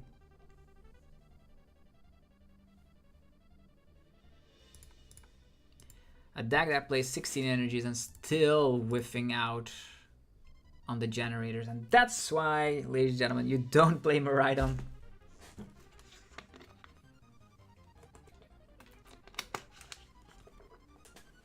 But I will amp that Curlia right there.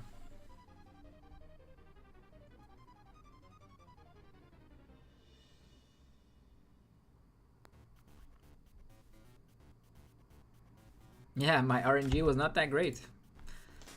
Definitely not.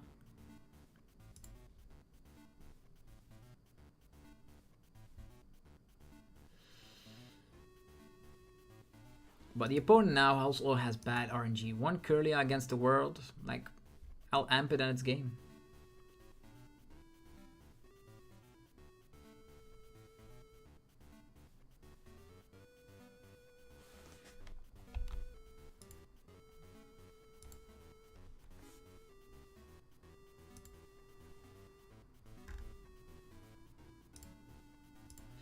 Come on, opponent. Concede already. We have the... Now, there's a counter catcher, alright. This is kind of... Well, even though they're going to evolve into Gardevoir, really? Is that their game plan? Not even doing that? Well, I just attach, retreat, and KO it. We're so far ahead now. Yeah, they just concede. Whatever, we had Luminion in hand, so they knew that. Another dub. Another day, another dub. We're slowly but steadily getting back into some legitimate dubs with playing some different decks. Our RNG is still not the best out there, but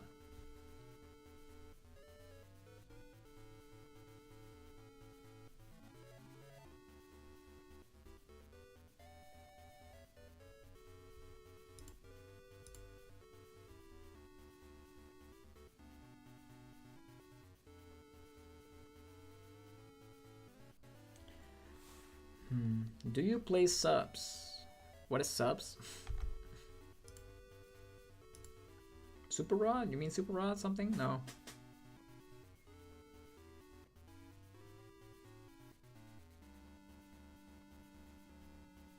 Oh yeah, you want to play subscriber. I'm just playing on the rank ladder to just get to Arceus League again, so that's what we currently aim for. So after we've done that, we might just go ahead and do something like that. What is this? DTE, TM Devo, Soon Heavy Ball? I don't know. Right on. Okay, my turn up against Little Mimikyu.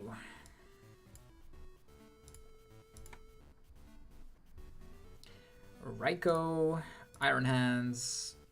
Do we have access to Iron Bundle? Yes, Mew EX as well. How many DTEs?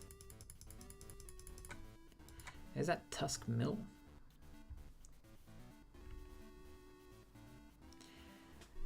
The Tusk Mill deck. We don't have to play that much, right? Just attack, attack, attack. That's what it is all about. 220. Should we attack with Miraidon here? We do have Vacuum in the list, right? Or attack twice with Iron Hands? I think it's not bad going for an MP very much, right?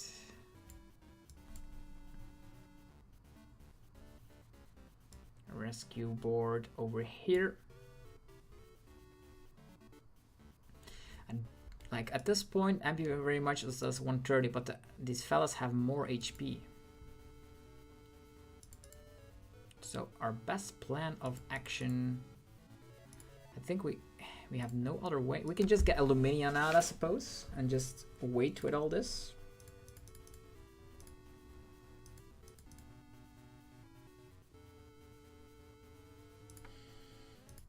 I'll just get Mew EX out first. I think Mew EX is going to be able to have an answer against Mimikyu. Also, being able to draw cards here seems nice. We'll just end the turn. Actually, could have retreated into Raikou. I'm not playing... is it Vitality Band that is in here? I don't think so. Explorer's Guidance. What are they gonna do? There's just a lone Mimikyu. If there's ever something on the bench, we can Iron Bundle. Ultra Ball, Iron Bundle, Ultra Ball, Lumineon, Lumineon. And then go from that. We can Arm Press, and MP very much at one point can do the trick as well. Oof. All these HP buffing tools go away. You can also attack with this. Currently at 100 damage, not enough. Didn't want to Squack. Definitely not in this matchup.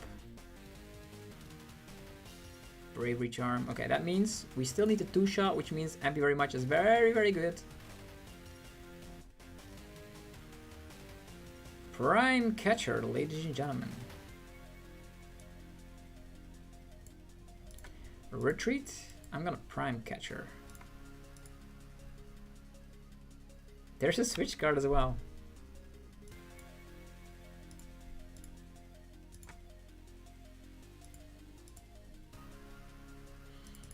Ultra Ball.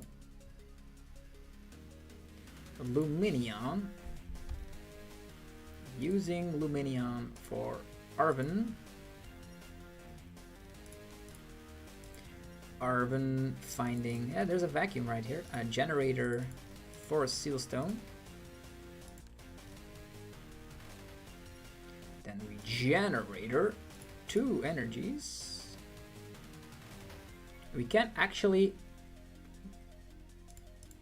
If we force Seal Stone, we can actually knock this guy out with Miraidon.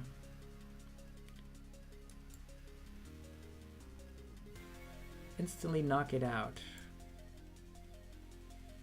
But it's not bad going.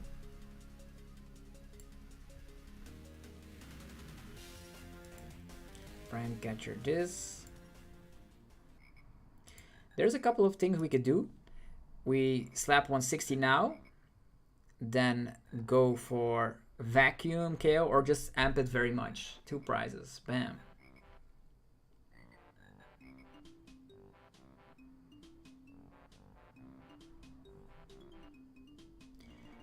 Mimikyu, more difficult to deal with. We'll need to power up Mew EX. There's a Penny. Man, that's annoying.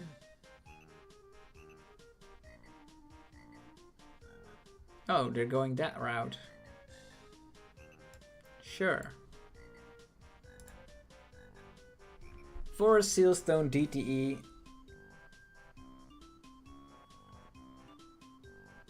Now they're gonna have to slap it down again. Bravery Charm. Eerie. It doesn't matter. We will draw cards. We will draw cards. Yeah, they think they can stall us out that way. It's not gonna work. We're gonna force Sealstone over here.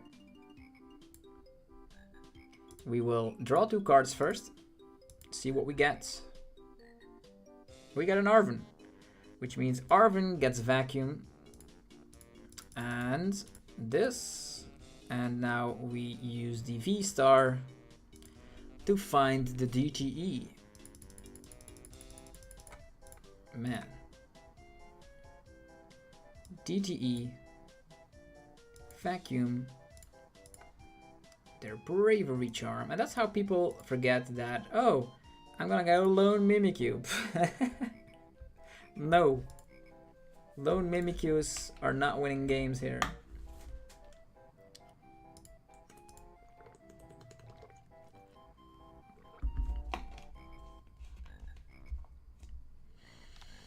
Okay, another dub. So we're slowly but steadily getting dubs, finally. I didn't even know what happened.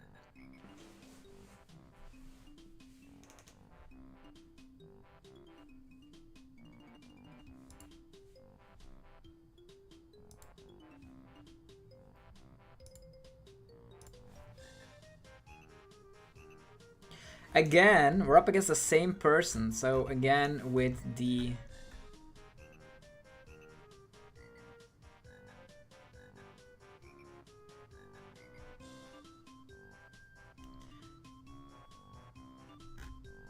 Again with the Great Tusk. You want to go first against Great Tusk, and then you go second.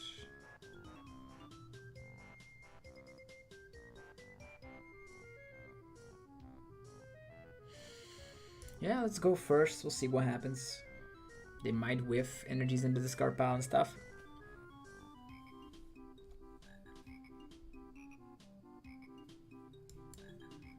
Greninja. I don't want to Squack here.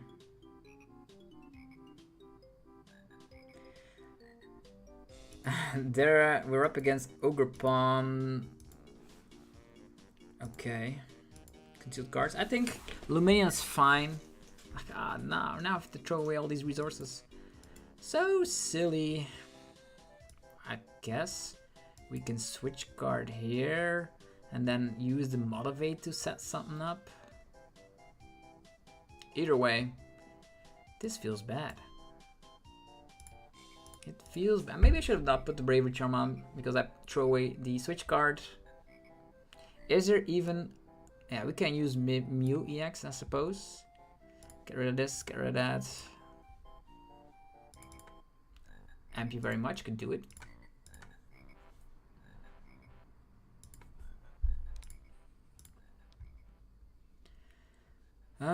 Iron Hands. That's all I need. I don't want to overbench. Leaving some space open. Only one. So silly. We do have Lumineon. Lone Lumineon in hand, but they have a 2-prizer in play, which is nice.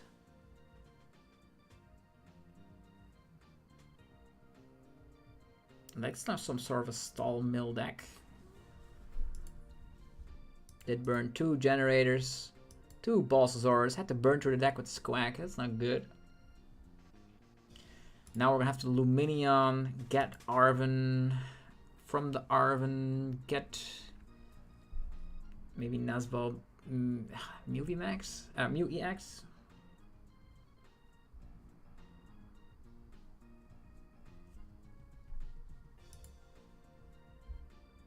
Yeah, everything with abilities cannot touch this guy. Oof, Ninja, Nazball, all that stuff away. Funky. Switch guard and DTE. They're gonna start milling.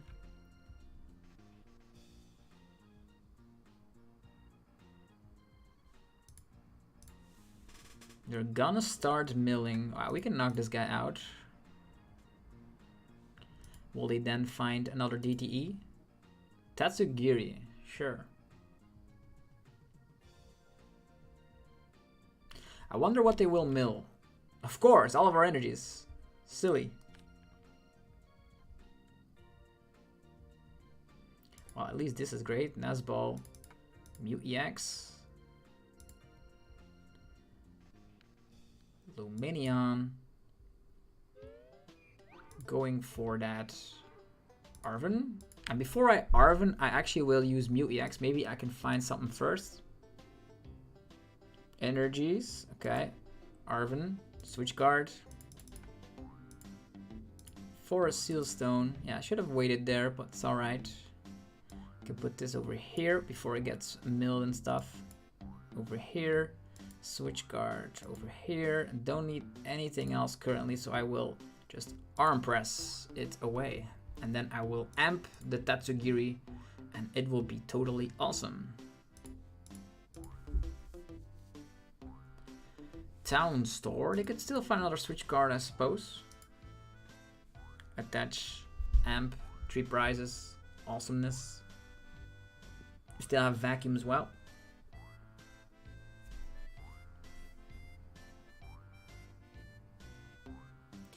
Mimikyu. Here we are again. Lone Mimikyu. DT is gone though. They just conceded. Let's go. What a weak deck.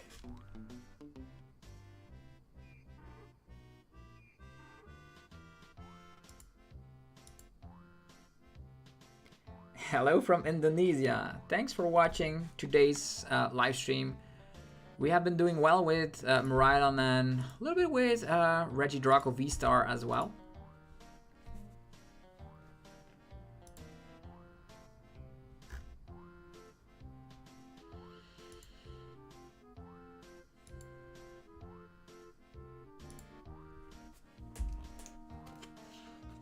Again, this guy. Really? Why do I face the same guy 3 times in a row? Do I have to destroy him once again?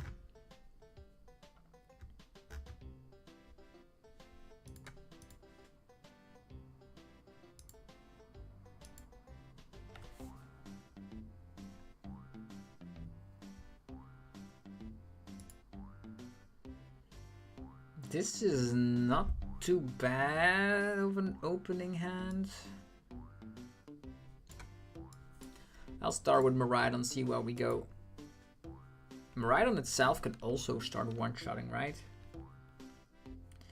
Oof. He starts with Pidgeot V. Nazball.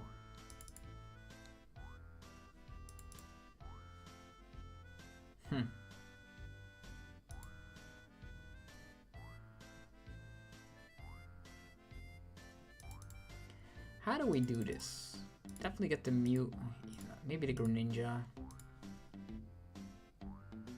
All these cards are fantastic, by the way. Ninja. Mew. We can take a lot of prize cards on the Pidgeot V if it doesn't get out the active. This one, this one. DTE here. Nazball. Could get the Mew EX. Let's just go all in. Go all in this scenario. Find generators. Here we go. Generators. Only one. It's fine. Next turn we manually attach. It's also fine. Putting the rescue board over here. And I'll just wait it out and see what the opponent is doing.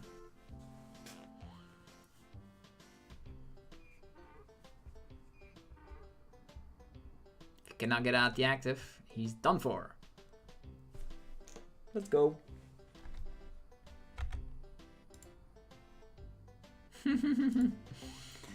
Okay, now that is hilarious. 3 dubs in a row, like Great Tusk is not great. It is bad Tusk.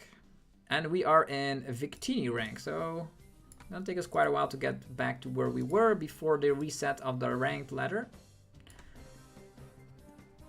Yeah, we're right on 2.0.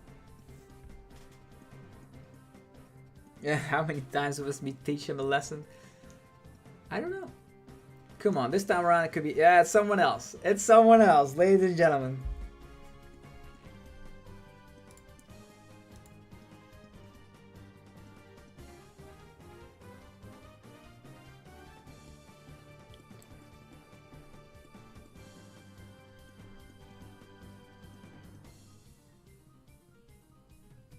Let's see who we're up against. Jedi Star Wars is the opponent, so a Star Wars fan for sure.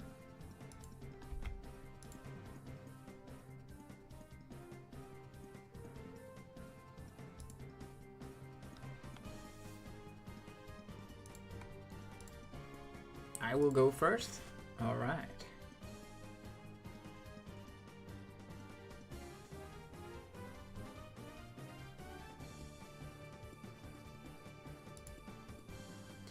We're gonna squack, that's for sure. Squack away. Already having the 4 Seal Stone means we have everything we have. Everything we need. Guardy. Vacuum. I don't want to give up my vacuum against Guardy. But I guess we have no shot but to go for Rhydon. Rhydon. Tandem unit. This one. I don't want to get out another one. I guess we need way more bench Pokemon.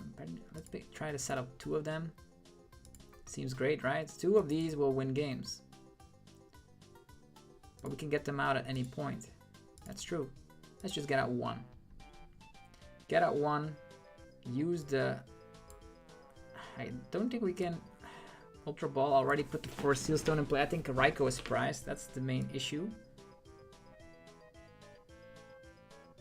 Yeah, if that is the case, you can just Ultra Ball. Get Mew EX. Yeah, get Mew EX and then Squack. Let's go. Restart. TTE, no! TTE so good. Nazball, most likely there will be Generator, only 1 again, very bad. Very bad indeed. Now we need another Generator to land successfully and we need to get out of the active position. It's all so silly.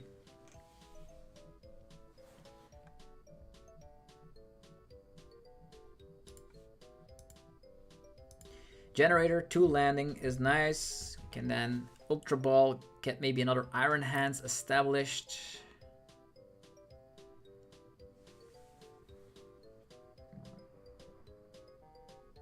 And the Prime Catcher is also gone. 4 Steel Stone is gone. Vacuum is gone. All these great cards gone.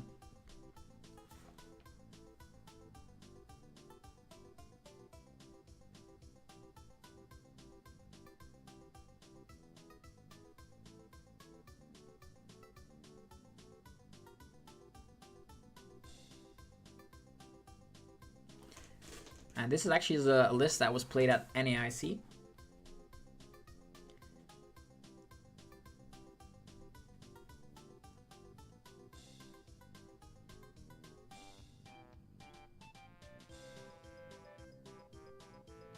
TM Evo too strong in Guardy. Definitely a 2-off. What do we go for now? Top deck Generator? That would be nice. TTE! That's perfect. Arven. This one. This one. Tandem unit.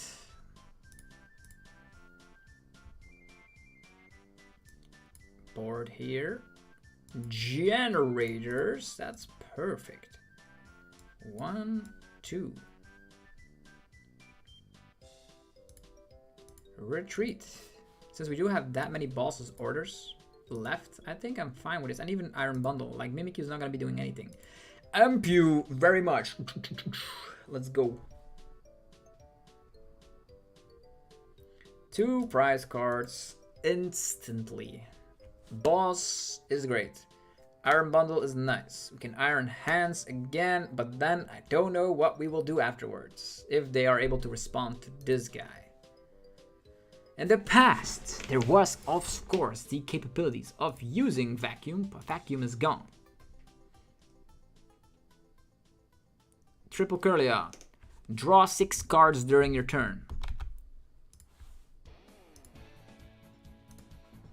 Also, if you are new to the channel, be sure to, of course, hit that subscribe button. You're gonna get daily Pokemon TCG videos, or even sometimes a live stream over here, so don't want to be missing out on. We have been playing for around a decade and have gotten multiple worlds invites, so we can teach a thing or two. We're always showcasing the brand new decks in action and trying to analyze the meta from time to time.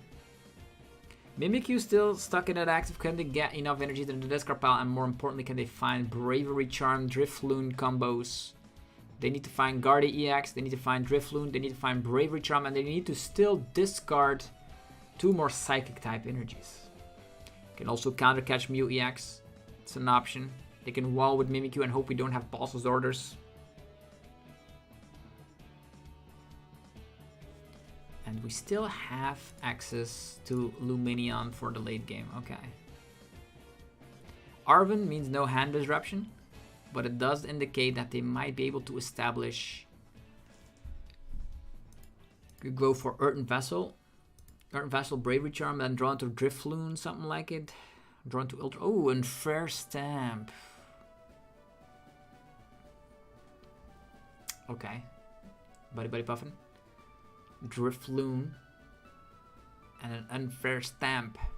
And a Scream Tail on top of it. Squawkabilly is in danger. They literally have almost everything. If they have Ultra Ball and some energies, we're done for. Earthen Vessel, also strong for them. Earthen Vessel, it is. Okay, they get rid of Manaphy. It's 2 energies. They can attach, they can refine, and they're at 4 energies, and 4 energies is 240. Enough to knock out Iron Hands. Not great. We can Ultra Ball and get Lumineon thrown up in the mix. Stamp is strong. It's true. What are they gonna do? Attach to Mimikyu, retreat to Drifloon, and knock out our Iron Hands. I would have loved to actually being able to use Vacuum to knock it out. But this will have to do. We're gonna have to try and find Bravery Charm to make our Iron Hands as tanky as possible and then go from there. But with them having so much draw power, it's too scary. Maybe we can set up a 1-price Zapdos. But then they probably have gusting capabilities. Yeah, no boss, no counter catcher. What's the point?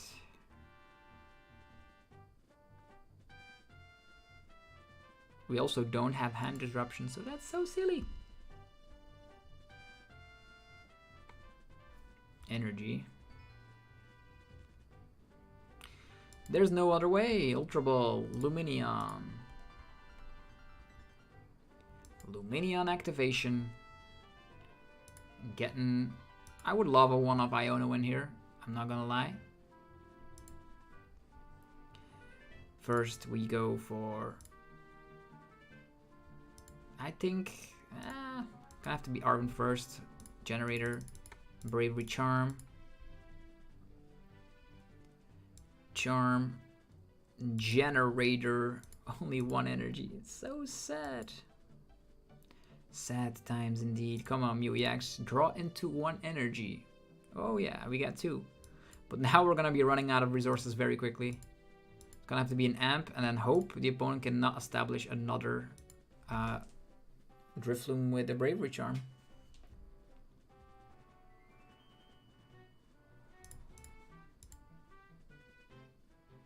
We're also not playing Raichu, so that's scary to knock out. Oh, isn't there Discard? Drifloon, no Super Rods. We are toast.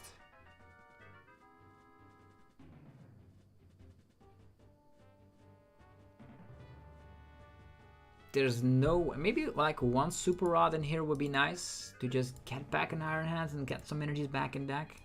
Maybe you can go down to like 15 energies.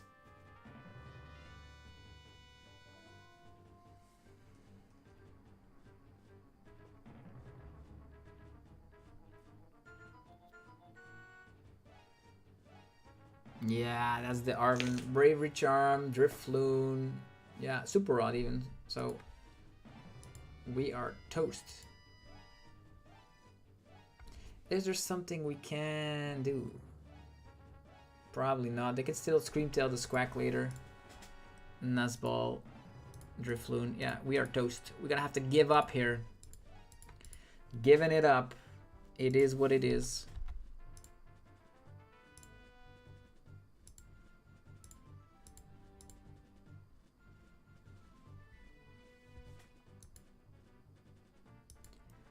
Alright, one more for the road. I'm going to try that Dragapult Charizard list once again. It's going to be the last battle for today's live stream. We have been live streaming for around 4 hours. So, lots of info on Worlds, the new season, and playtesting a little bit with the decks from Twilight Masquerade.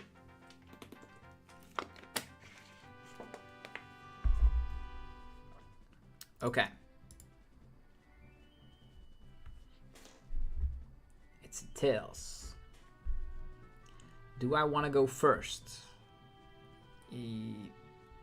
Second, Arven, Buddy Buffin. I'm gonna go second.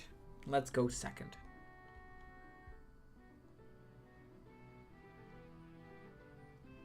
Why do I keep drawing so badly, man? This Arven, Iono. Come on, man.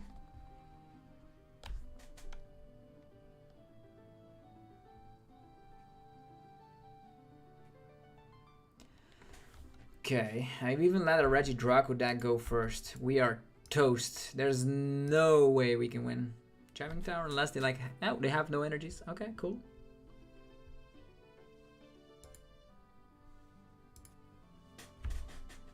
What is this? Cannot win games with hands like this. But maybe they have nothing either. Oh, Regidrago VSTAR. They're gonna go swinging at it. They need 2 E-switches. Oh, there's an Iono. Let's go.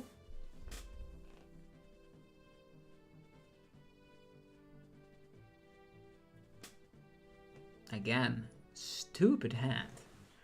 Arven could get a rare candy, but nothing else. We don't have Charizard. We just have a little.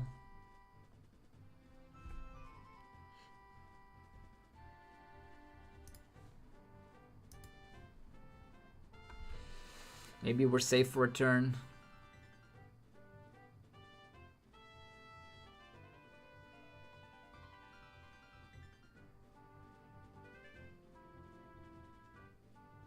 One E-switch.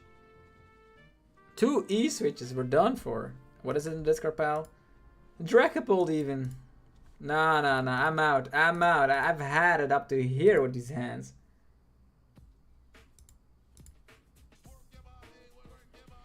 What was that, man? Okay, let's play Lugia for the last battle in this.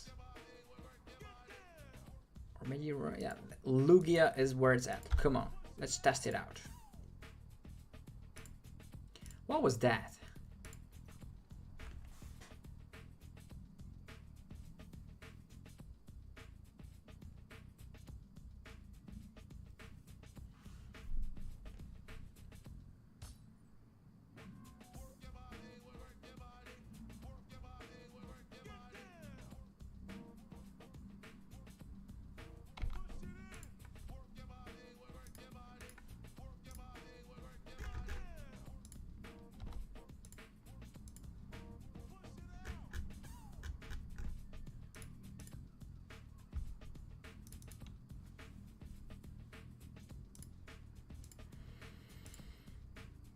Oh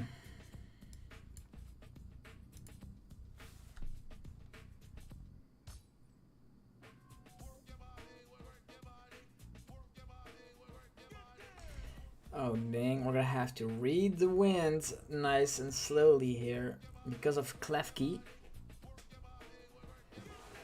Again, hands that are pretty bad. Lugia. Okay, Klefki, Lugia, what is going on? They are playing Rowan Drapion. So funky. Lugia mirror match? Really?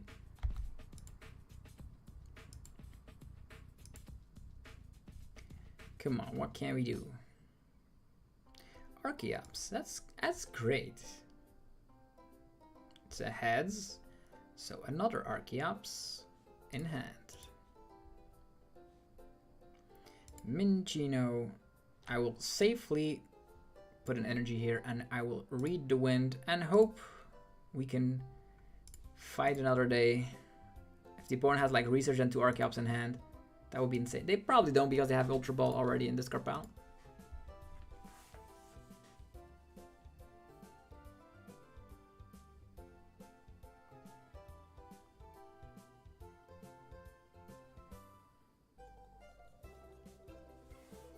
Lugia VSTAR. 1 Archeops in this Gardevoir. If they have Jet Energy, we lose.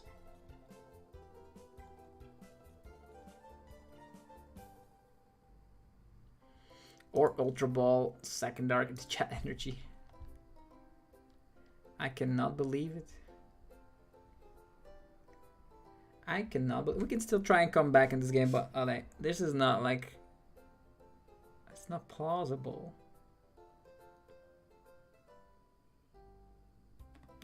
Cannot believe it. Opponents have literally everything.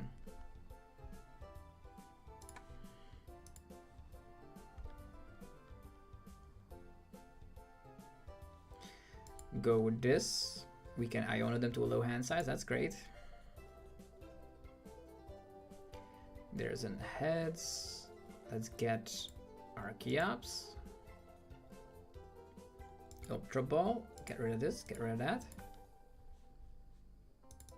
I will get another Minccino. So at least 2 of them have been established, and then we can respond for a 2-prize knockout. And just hope the opponent does not compact with a boss's orders. That's all we can hope for. They now have boss, it's over again.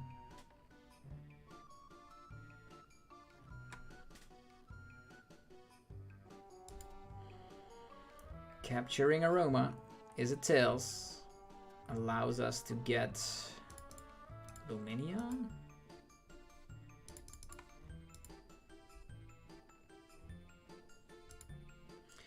The beat of 10 damage.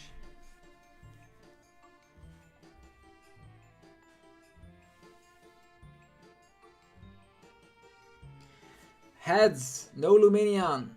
Okay, perfect. Please give your heads. And then we can destroy you with a Cinccino. Can also save our legacy energy for an MP very much on a Klefki. And there's a Tails. I'm done for. Luminion boss. I'm out.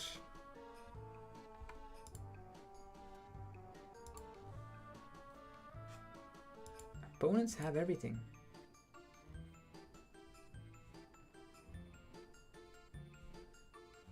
No boss in here, right? Serena, yeah.